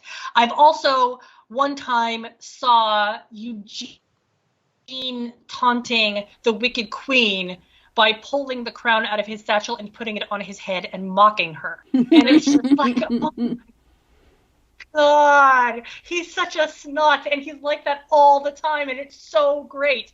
I mean, I don't know if, I think you two have seen the video, and I know that other people in the fandom have, but like there's this one where Eugene and Gaston are doing like, quote unquote in a contest, and they're making muscles and whatever, and Gaston is declaring himself the winner, and Eugene's like, oh, I'm just doing it for show because I'm going to go home with my wife, which I have. Snarky little shit. Dang, son! So, yeah, I mean, having those face characters, especially Eugene being allowed to be around, because Rapunzel is great all on her own, but when she's got a Eugene, she's even better. And Eugene always just gets to be like that, constantly. Yeah. It's fantastic. So, yeah. I do have favorite experiences with face characters. Just them existing is a treasure in general. I'm so glad we got to meet them literally a week before everything went to trash. And who knows when you'll have meet and greets again. Yeah. No, who knows? I mean, you look at the videos from the other parks and they'll do their show things where they're already distanced from each other. Yeah.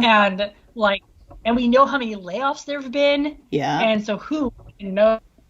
I mean, they have been having characters go around on parade floats. Yeah. They've had them on, horses, waving from the train station, all kinds of stuff like that. But, yeah, it's going to be a long time before their actual character meet and greets again. Also, the same stage show I was talking about, when Frozen came out, they replaced, because the stage show has 6 performances a day, and it's usually 3 are Tangled and 3 are Beauty and the Beast.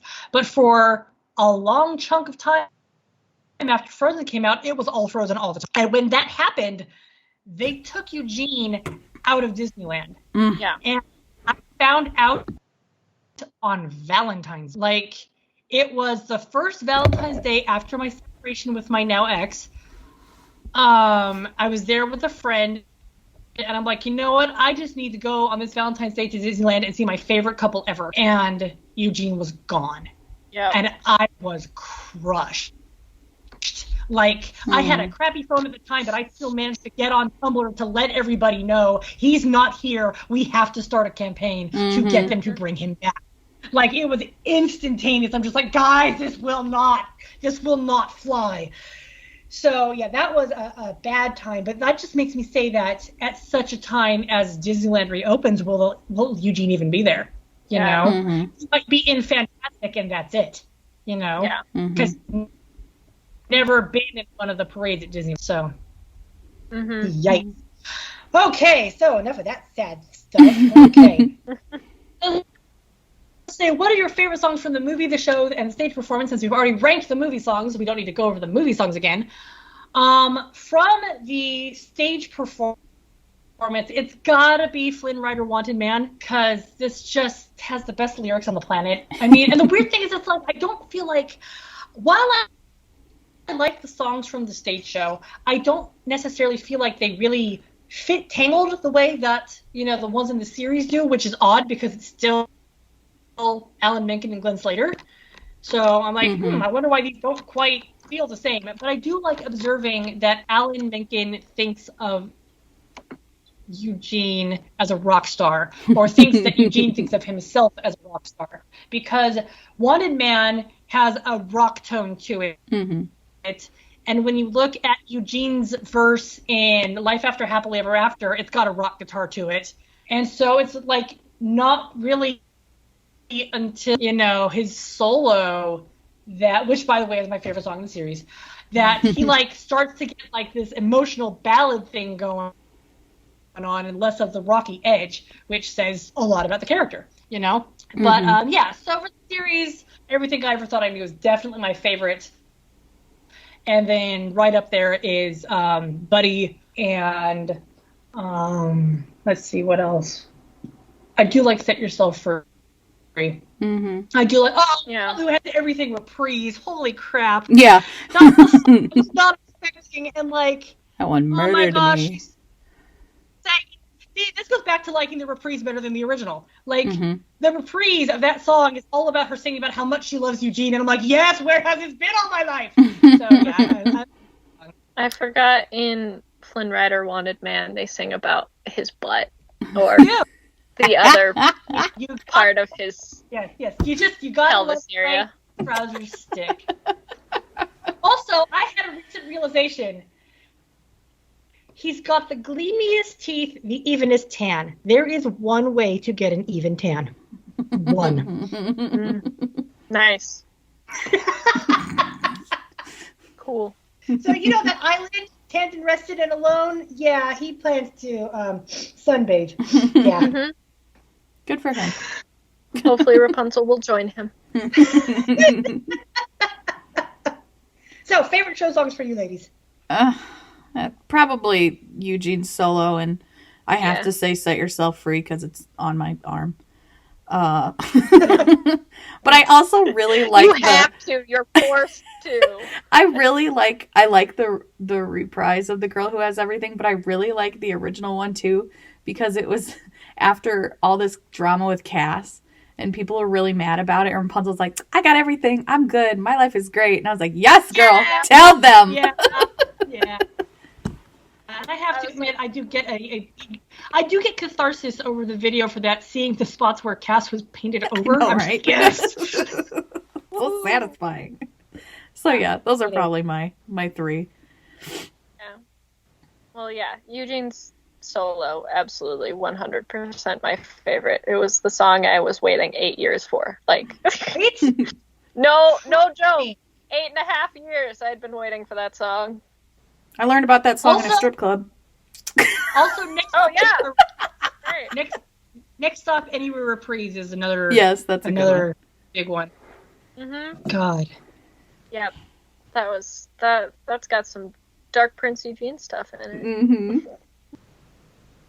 It does. I mean, but honestly, it's great. I was remembering, because we've got that Tangled countdown to the 10th anniversary going on right now, and when we were on Destiny's Collide, I wrote out this thing about memories of when Destiny's Collide aired, and how one of them was the whole thing with like hearing everything I ever thought I knew early and being like, oh my God, who hurt you? And then watching the episode and being like, you hurt you moron! What the hell? And so dumb. We were mad at Rapunzel for like 2 hours. We were like, is it her? How dare she? Like, no, I just love it. I'm like, what is this foreign feeling? Am I mad at Rapunzel? Like, and we're like, oh no, him just being a goober. No, it's just you keep being an idiot. Okay, and we're fine. The hilarious spike in my. So I'm like, pretty positive the Dark Prince Eugene is going to be a thing. Then everything I ever thought I knew comes out. And I'm like, all right, 1,000,000,000% yes. And then over like the next day it drops to 0 because all these people are coming up with different ideas and interpretations of the song. And I'm like, you're right. I'm an idiot. And then the episode comes out and I'm like, never mind. I'm a genius. Oh, gosh. That was... good times, man. Good times. That episode airing. Honestly, Destiny's Collide might actually be the pinnacle of the series. Yeah. Except for the last, minute. Yeah. I always, whenever I'm watching it, I always get to the part Rapunzel's putting her hand out, and I'm like, oh, and the episode's over. Wow.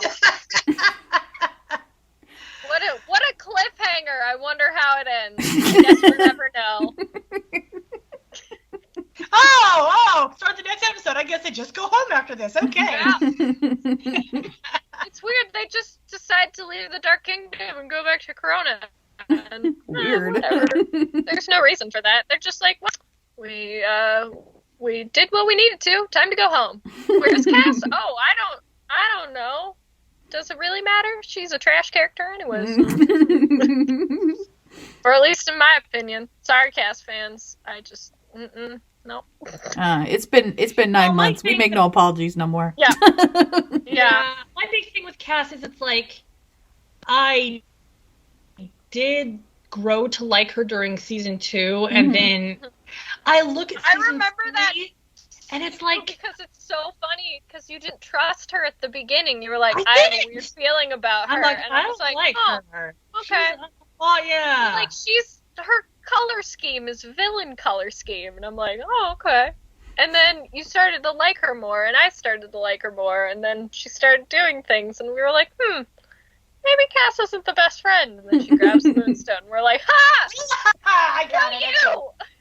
But, I mean, and the funny thing is, it's like, I look at season 3, and I'm like, I don't know if they needed more time, or they just needed things to be written better, or there was like, potential there. Like, honestly, I swear to God, if Cass had been acting through all of season 3 the way she acted in Cassandra's Revenge, I would have adored her as a villain. Mm-hmm. Like, yes. if she was just this in your deserved completely confident, if she was just acting like this is the way it is and this is who I am, I'd be fine with that. But she was so wishy-washy. And they were like not selling that she wasn't convinced, but they were also not selling that she thought she was on the right path. And I hated the way that they played it out. And by the end, I was like I didn't feel like she deserved anything she got at the end, you know? Yeah. They knew they wanted her to have a redemption, but they just didn't know how to get her from being good to being bad to being good again. Yeah. They totally flubbed the landing on that one. They did. I mean, and it's like that's not how you do that. I mean, a lot of the issues I had was like her explanations for why she was doing this didn't feel well thought out. Mm-hmm. Yeah. You know, and not just well thought out by the writers, but well thought out by Cassandra. Like, Waiting in the Wings is a fantastic song, and I am so happy for it that it won a freaking Oscar. Mm-hmm. But at the same time, I still call it whining in the wings, because she's sitting here bitching about not ever getting what she wants, but she's expecting to take precedence over the princess. Like, what is it that she wants? You know? And so they never were really solidly clear about what it is that she wants. Yeah. And then, like, I know that Chris said stuff about Rapunzel being a bad friend because all she wants was for Cassandra to be her lady in waiting again. But I hate that the way that they represented this was like Rapunzel crying into her uniform, her lady in waiting uniform, because like that's literally all the clothes she had of hers. Cassandra was in her other outfits under the armor, which got demolished by the Black Rock armor. I'm like, this is all she's got. What do you want her to cry into? You know? And then you're calling her the bad friend for wanting things to be normal again, or her version of normal. How could you even freaking call Rapunzel a bad friend? She has never, ever, ever done anything to be a bad friend. And no, I do not want to hear people going after me because of the Varian thing. She is a princess. She has a duty to her kingdom. She did her duty to her kingdom. Sometimes that has to come over people you care about. And then she fixed the Varian thing anyways. So, and after the fact that she was literally traumatized. They had an episode about her being traumatized by it. Yeah. And so, of course, she's not going to be... She had serious executive dysfunction at that point. And they're like, well, why didn't you just go see him after? She had executive dysfunction at that point, you know? And then it's like, also, Crossing the Line is a good song on its own, but in the context of the series, it makes me so mad. Yeah. Like, I listen to the things that Cassandra is accusing Rapunzel of, and I'm like, none of this is real. It's all in your head. Yeah. You know? So, yeah, it's like the way they played Cass out, I was not happy with her by the end of it. If she had just... if it had been like... absolute flip-flop from, like, Tale of Two Sisters, which is the last episode, right? That's the last one before the finale? No. Once the Handmaiden is the last one. Oh, right. But, like, Cass leaves Rapunzel to die in that cave. Mm-hmm. And then, like, an episode later, she's like, but I still want Rapunzel to be my friend. And I'm like, then don't leave her to die in a cave. Right? Mm-hmm. God! I mean, it also... That's not what friends do. Rapunzel should never have accepted your apology because you treated her like trash and almost killed her like multiple times. One of my favorite analyses of Plus de Temps Vu in criticism of how they wrote Cassandra was that literally up until the point where Zontiri took the Moonstone from her, she was 100% committed to taking the Sundrop from Rapunzel and having the power for herself. The only reason she was sorry was because she lost. Yep. And it's like, I know that's not what you were going for, but that is how it came out. And like, at the end of the day, I don't care about Cassandra anymore. Like, they did nothing to make me care about her welfare. They did nothing to make me care about what happens to her after the series. You know, I'm like, oh, she left. That is like the best possible ending, is that Cassandra left, you know? And so, yeah, just, having 9 months of stewing on this, I'm just like, I just don't like how they played Cass out at all. And I enjoy her in Cassandra's Revenge. I don't enjoy her like the rest of season 3 at all. Yeah. They should have talked to like Dave Filoni or any of the writers on Avatar seasons 2 and 3 on how to redeem a villain, because that's not how you go about it. Yeah. I feel like everyone has tried, like, of course there's been redeemed villains before Zuko, but I feel like everybody after Zuko has been trying to do it that well, and I'm like, you're just not getting it. Well, I think part of the thing don't understand.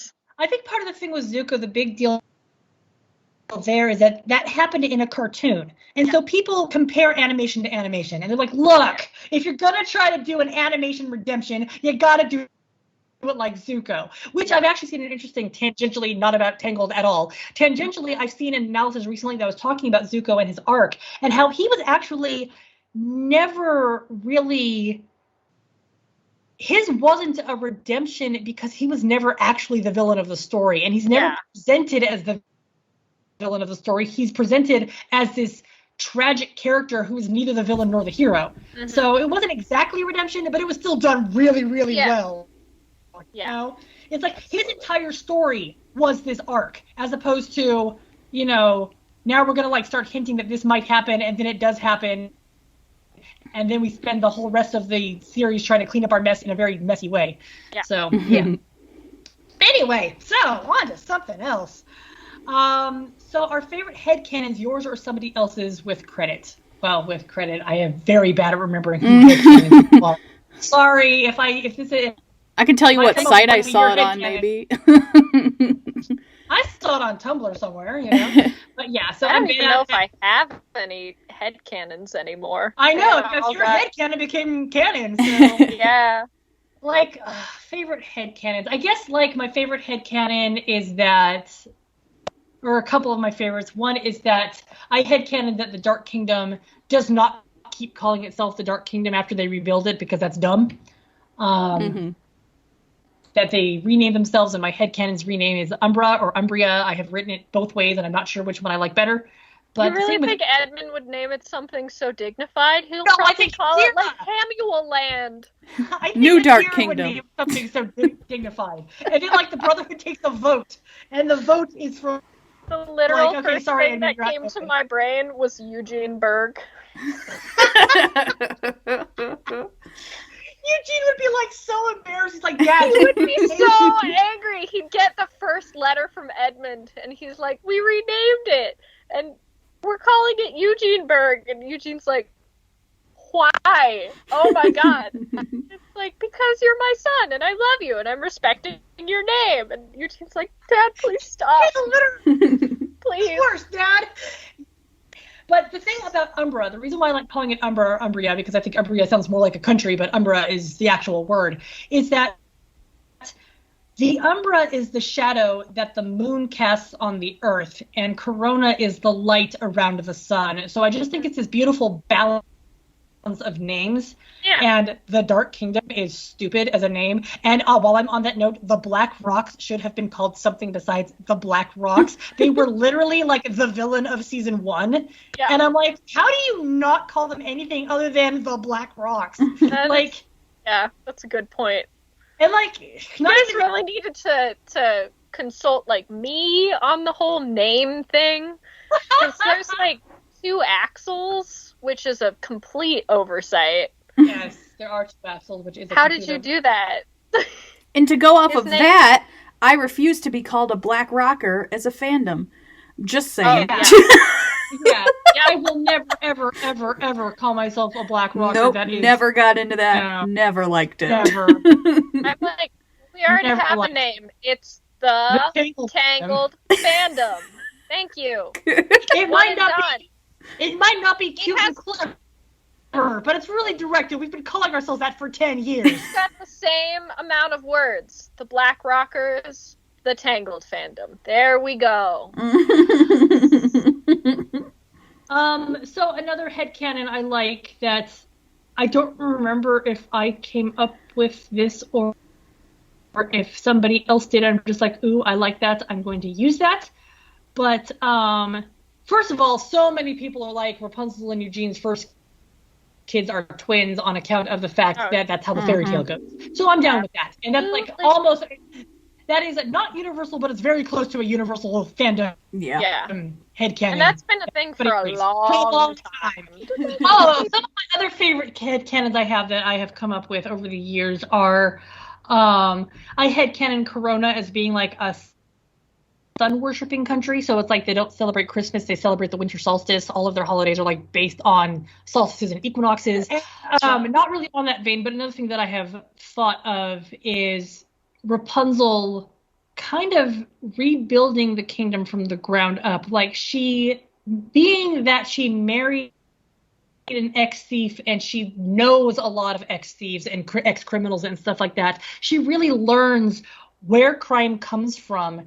And so she puts a lot of focus on making sure to eliminate poverty in Corona. And by eliminating poverty, they eliminate crime. And that's actually where it comes from. It's like, is there always going to be like zero crime? No, because mental illness exists and mental illness can lead to crime. But not saying that all people who are criminals are mentally ill and not all mentally ill people are criminals. I'm not trying to imply that at all. But just that, like, I like thinking that she looked at the way her dad did things and said, no, that's wrong. I'm doing it my own way. Yeah, because Fred's an idiot. So, like, she'd do things such as make sure that the orphanage is properly funded, make sure that school becomes free, make sure that older kids have ways into apprenticeships so that they have ways into jobs so that they do not become thieves or dead when they're, you know, young adults. So I really think that she would rework the structure from the ground up to a point where she might gradually work on, maybe not under her reign specifically, but turning Corona more into a democracy where the crown is more like the prime minister, and that they have a council and that they have people have a say, and it's not just I'm the ruler and that's what I say, you know. So that's one of my headcanons that I enjoy. Yeah, I can't think of any. Yeah. My headcanon is that Bastian does actually exist, and he is actually Xavier's apprentice, and we just didn't get to see him because, I don't know. No reason. Because Xavier wanted. And yeah, that's why. Yeah. He will live in my heart forever. It's okay. Of course. He is fantastic. Yeah. Where do we think the characters would be today / what might be different about them? By today, do you mean if it had been a modern thing or like... Because Rapunzel would be fine right now. If she grew up the same way, trapped in a place for 18 years, she'd be like, well, this sucks, but I know what to do. So, you know. I remember when this whole thing first started going down, somebody asked me how I thought the characters would handle quarantine. I'm like, well, Rapunzel's got this covered. First of all, when they decided they're going under quarantine, she would bring everybody she loves into the castle. It's not like they don't have room. Yeah. And then she would not only organize activities, she would make sure the activities actually like suit people's tastes. So she's not just dictating what people have to do. She's got a large variety of things people can do, so that if they're bored, they can do this or that or the other thing. I think that Catalina and Kiera and probably Lance also would start like pranking literally everyone else in the castle, just bored, stuff like that, you know, fun things like that. Otherwise, I mean, what might be different about them if they were like modern characters? Well, basically everything. I mean, it's like a medieval style story, so everything would be different about them. I don't know if they meant like if the series was still going, what it would be now. I don't know. Yeah. They'd just be vibing. They doing them. They all right. Puzzle Eugene are married. They're fine. Enjoying some peace. I hope. Right? Okay. Do we think the CGI aged well? Actually, yes. Like, it's not perfect. CGI you can always see CGI aging. But there are times, like, for several years in a row, they did the whole re-release in the theaters for Dream Big Princess. And I would go and see it every year. And I was always surprised at how good it still looked. Mm-hmm. Like they put so much detail in like the movement of the hair, and not just Rapunzel's hair. Like Eugene's hair is beautiful in the movie. Like holy crap, it's so beautiful.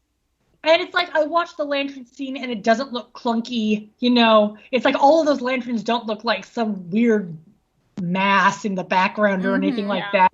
Reflections are still gorgeous, and the lighting is still fabulous, and the textures are still amazing. So all things considered, it aged pretty. It's aged pretty well. Yeah. I mean, acknowledging that it's a 10-year-old movie, yes. I mean, there is better animation out there, of course, because it's a 10-year-old movie, but it's still. But there's also. It holds up. There's also worse CG animation that has come out. Like I've seen some of the. Some newer films that I'm like, man, this looks like crap. I mean, that, you know, I will always be one of those people who, like, Jurassic Park still looks good today. I can tell when it's CG, but it still looks damn good. I still believe those are real dinosaurs. Never once in Jurassic World did I think those were real dinosaurs. Right. Except for one part when I'm pretty sure it's actually an animatronic. I know that what they did in Jurassic World is they would have animatronics, but then they would overlay them with CGI so that they would look like the other dinosaurs. And I'm like, don't do that! Pointless! So oh my god! So like, any so there, maybe animatronic it was, but it was overlaid with CGI. Yeah. But there's a spectrum with CG. I mean, like Avatar doesn't look as good as it did back then. Yeah. Toy Story is rough as hell, you know. But Toy Story can get away with it in the characters, like not the humans. The humans, the humans are like kind of scary. But it can get away with it in all of the characters because it's really easy to make them look like they're plastic. Exactly. They're looking like it's not a bad thing. They all still look really good. And like, you know, they look good in Toy Story 3 too. You know, part of that is the reason why I wouldn't want a CGI Tangled sequel, because then we'd be doing nothing but comparing the old animation to the new animation. I'm like, I don't really want that. Which we've absolutely seen with Frozen 2. I have totally seen people comparing the animation. Especially because they use clips from the first Frozen movie in Frozen 2. Yeah. And so you're like, why does this look weird? Yes. Yeah. Yes. Yeah. Interestingly enough, the next question is, if Disney were ever to make a sequel and ignore the series in typical Disney fashion, what do we think the plot would be? So, okay, the funny thing about this is that they tried to make a Tangled 2, but they could not come up with a plot that was good enough. They couldn't do it, and so they decided not to do it, and then I guess they revisited the idea and decided to make a series instead. So on that note, now that it has been 9 months since the series is over, we can tell you guys more things that we were told while the series was being made. Ricky one time told Ellie and I, actually I think he told me and then I relayed the information, but he told me about this episode that he came up with this premise that Chris basically told him this is too good to be in the series because this is sequel movie quality. Mm-hmm. And this premise was that Rapunzel gets sent to an alternate dimension sort of thing where she had never been kidnapped. And she grew up in the palace, and Gothel got herself hired on as her nanny so that she would still have access to her hair. And she grew up as this absolutely spoiled brat. And Flynn was, never turned over a new leaf because he had no reason. And they had this sort of rivalry thing going on where it's like he was the most wanted criminal and she was this bratty princess who really wanted to rob or something like that. Anyway, they in this universe, the two of them did not get along. Mm-hmm. But since Rapunzel transferred to this other universe was her real self and not the bratty princess person, she, of course, went and sought him out. And through the course of the episode, they would bond and he would end up sacrificing his life for her again. And she would have to make the choice at the end, do you want a life where you were kidnapped and grew up in a tower for 18 years and didn't know the world, or do you want a life where you grew up with your family, knowing the endings of both of those stories? And she inevitably obviously chooses to go back to her real life. But that's an interesting. I don't know if that would actually, personally, I don't think that would make a fantastic sequel because, throwing weird dimension hopping into a sequel movie is suspect as it is. But I did like that idea of a story. It could have worked in the series because of the magical elements that were introduced in the series. Yeah, but in the movie, there wasn't that kind of magic. Yeah. So it's that is one thing that the series did that I was kind of irritated by, was that they introduced way more magic than it felt like there was supposed to be in the world. Mm-hmm. And the thing that always got me about that episode that Ricky wrote was Rapunzel would have to see Eugene die again. Yes. An alternate Eugene, but she would have to see him die again, and she would have to choose to let him be dead in this universe. Exactly. Basically. That was the point. The point was, do you let him die? Oh, God, it's such a kick in the teeth. Yeah. I'm like, Ricky, just punch me in the face next time. It hurt less. I remember when he gave me this outline the first time he told me about it, I literally teared up reading it. I was just like, oh my God, how could you do that? Holy crap, Ricky. The feeling in my chest, like somebody had gripped my heart, because I was like, oh, okay. She has to watch him die again, which means I have to watch him die again, which no thank you.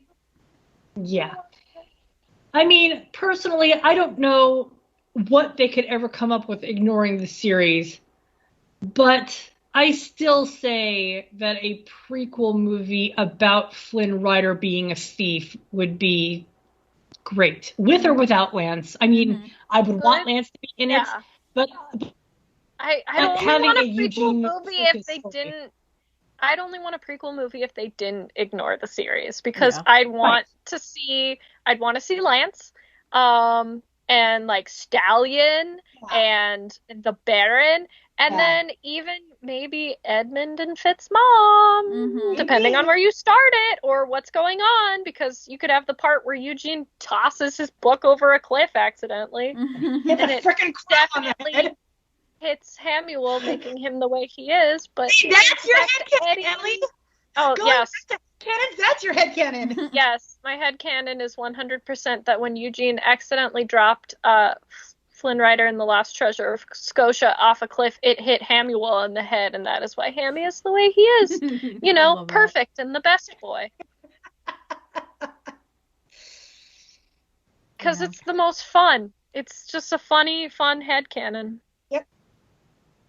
But no, I would not want a prequel that ignored the series, because I would want to see Eugene's life with all of these scoundrels in it that we have come to know. I wouldn't still say come to love. I wouldn't want a whole other Eugene backstory, because that's, the Eugene backstory is the stuff I like from the series. Yeah. So if they were to make a prequel movie and just toss all that out the window, I'm like, well, why though? Right. Well, how could you do that to my Eddie? My Lance? My Hammy? Leave my boys alone, Disney. Those are my boys. You have relinquished claim to them, and I have claimed them for you. Yes, they're mine now. And give me my best boy. My very best boy. Bastion.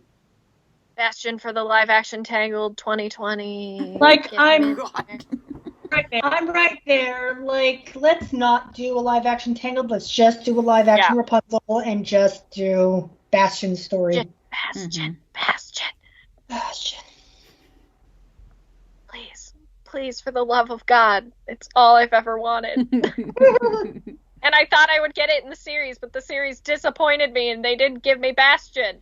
Disappointment. So much disappointment. They had multiple opportunities, and they squandered them all with Horace and Brock.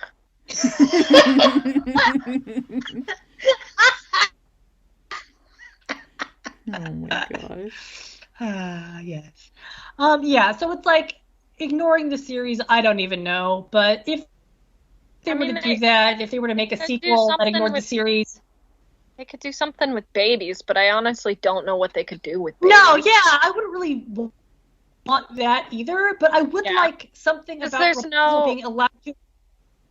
But I want something about Rapunzel being able to explore the world now that she has the freedom to explore the world without all the crazy magic rocks and betraying people and whatnot. Yeah.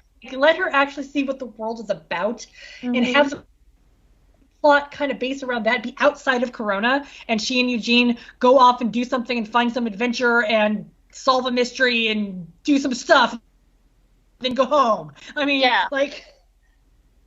Yep. And then maybe they could, like...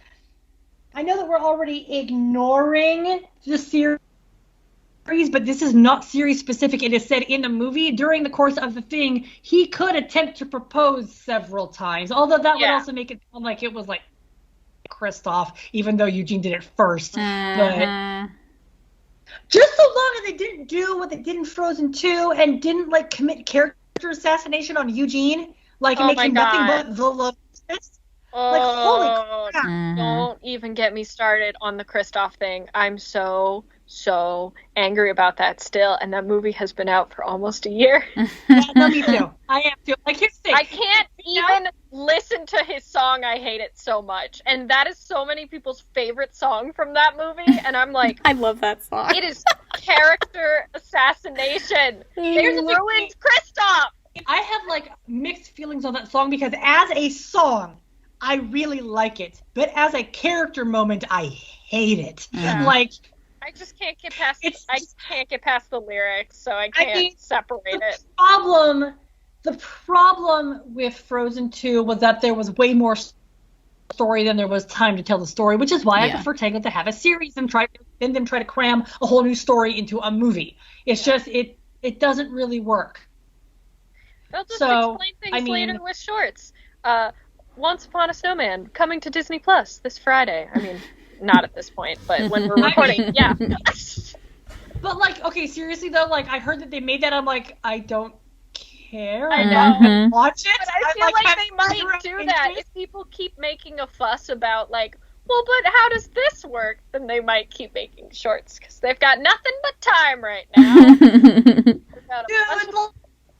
Like, how great would it be if they just kept making Tangled shorts? Like, jeez Louise. They don't even have all of the series shorts on Disney Plus. They only have the first 4. I know. Oh my god. How about alternate universe where Shorty's theme song Tokyo Over wasn't the last Tangled content we ever got? Oh my god. I'm so mad about that still. I'm like, no! Neil's like, I won. To do. Why? It's 2021! That's such a 2020 mood. That's okay. Oh, man. No, we're just sitting here as a fandom. I can't believe we're never going to get any more Tangled. They're like, here's this stupid thing you didn't ask for. I gotta live there. I feel like that's a good way to explain the series. Here's that stupid thing you asked for. Didn't ask for. The stupid thing you didn't ask for. Yeah. Not the series as a whole, but just things within. Yeah. They gave us lots of things we did ask for, but like, what about like if they just kept making shorts fleshing out all the stuff that we keep bitching about, like Brotherhood reunion or like. And I want the Brotherhood reunion so bad. Just and junk like that, man. It's like I saw this one thing that I kind of really dug this fan art where it was like. Hector's just like, no, apology not accepted. And it was like talking about Cassandra making her rounds, apologizing to people. He's like, yeah, no. Yes, Hector! My king. Well, considering they had that one deleted scene where she was, like, actively being very domineering over him, and I'm like, yeah, he wouldn't be okay with that. You leave my boy alone. Also, I think it's funny when people are like, why didn't we see Hector again until the whole mine trap thing? And I'm like, because he fell off a cliff and was injured? What did you expect him to be doing? He was healing. Chilling in the woods, healing. Leave him alone. I mean, you know what? I'm still angry.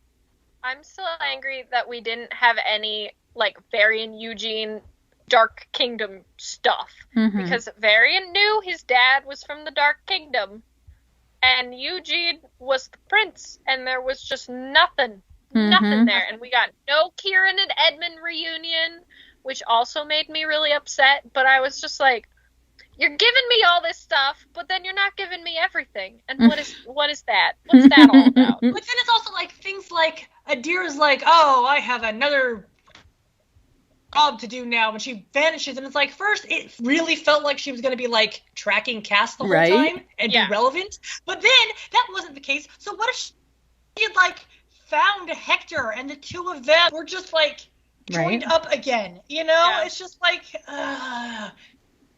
why did you guys drop? Like, here's the thing, is that it's like season 3, they started to juggle too many balls and started just dropping them left and right. Absolutely. Yep. So, yeah. Frustration.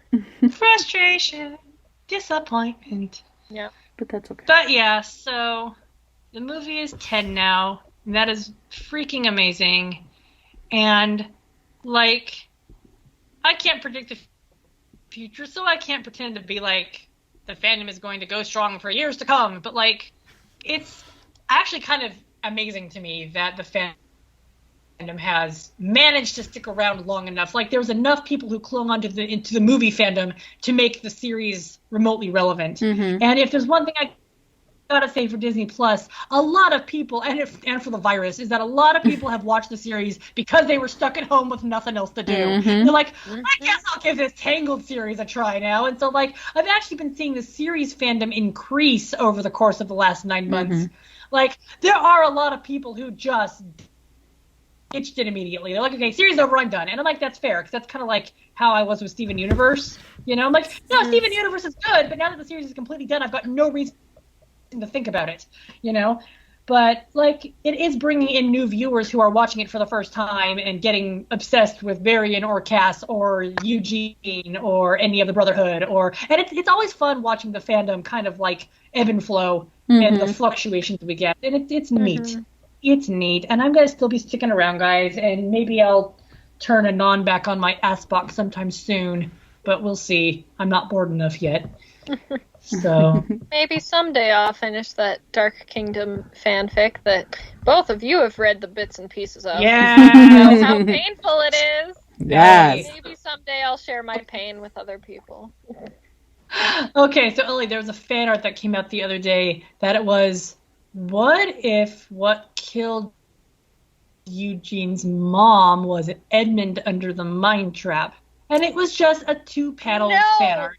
And then someone wrote a fic about it, and it was horrible, and I love it. They did? Oh, I gotta read it, because I loved that AU. No, thank you. That hurts my heart.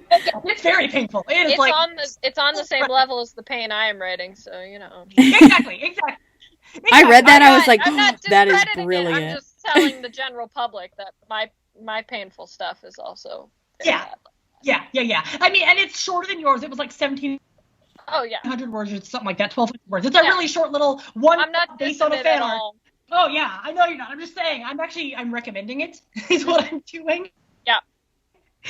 So, yeah. I'm in. I found that. it. I'm going to read I'll this. find it and I'll link you guys. I'll find it and I'll link you guys before we hang up today. Oh, I found it. Okay. I found it real quick. I love that AU. They posted it. I was like, oh, yes. It's dark. It's terrible. I love it. It's so bad. Is it the one you literally just reblogged? I think so. It looked like it was. Have power? Is that what it is? That one? I hope so. I'll look. It's fine. Oh, yeah. Drama. Yeah, good stuff. Good drama. Torture. It's fantastic. Anyway, happy Halloween, everybody. So we're gonna wrap this thing up now. Honestly, this podcast went longer than I thought it was going to. Yep. Yeah. In typical fashion.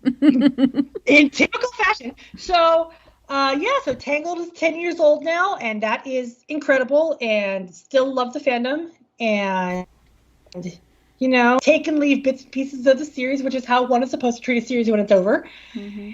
And overall, it's super great. Tangled is amazing. I still love it forever. I'm not going anywhere. I know that neither Kelsey nor Ellie is particularly on Tumblr these days, but I'm still here.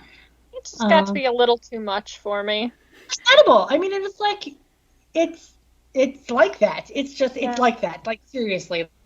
I homeschool a bunch of kids now, so I don't have time to do anything other than that and sleep.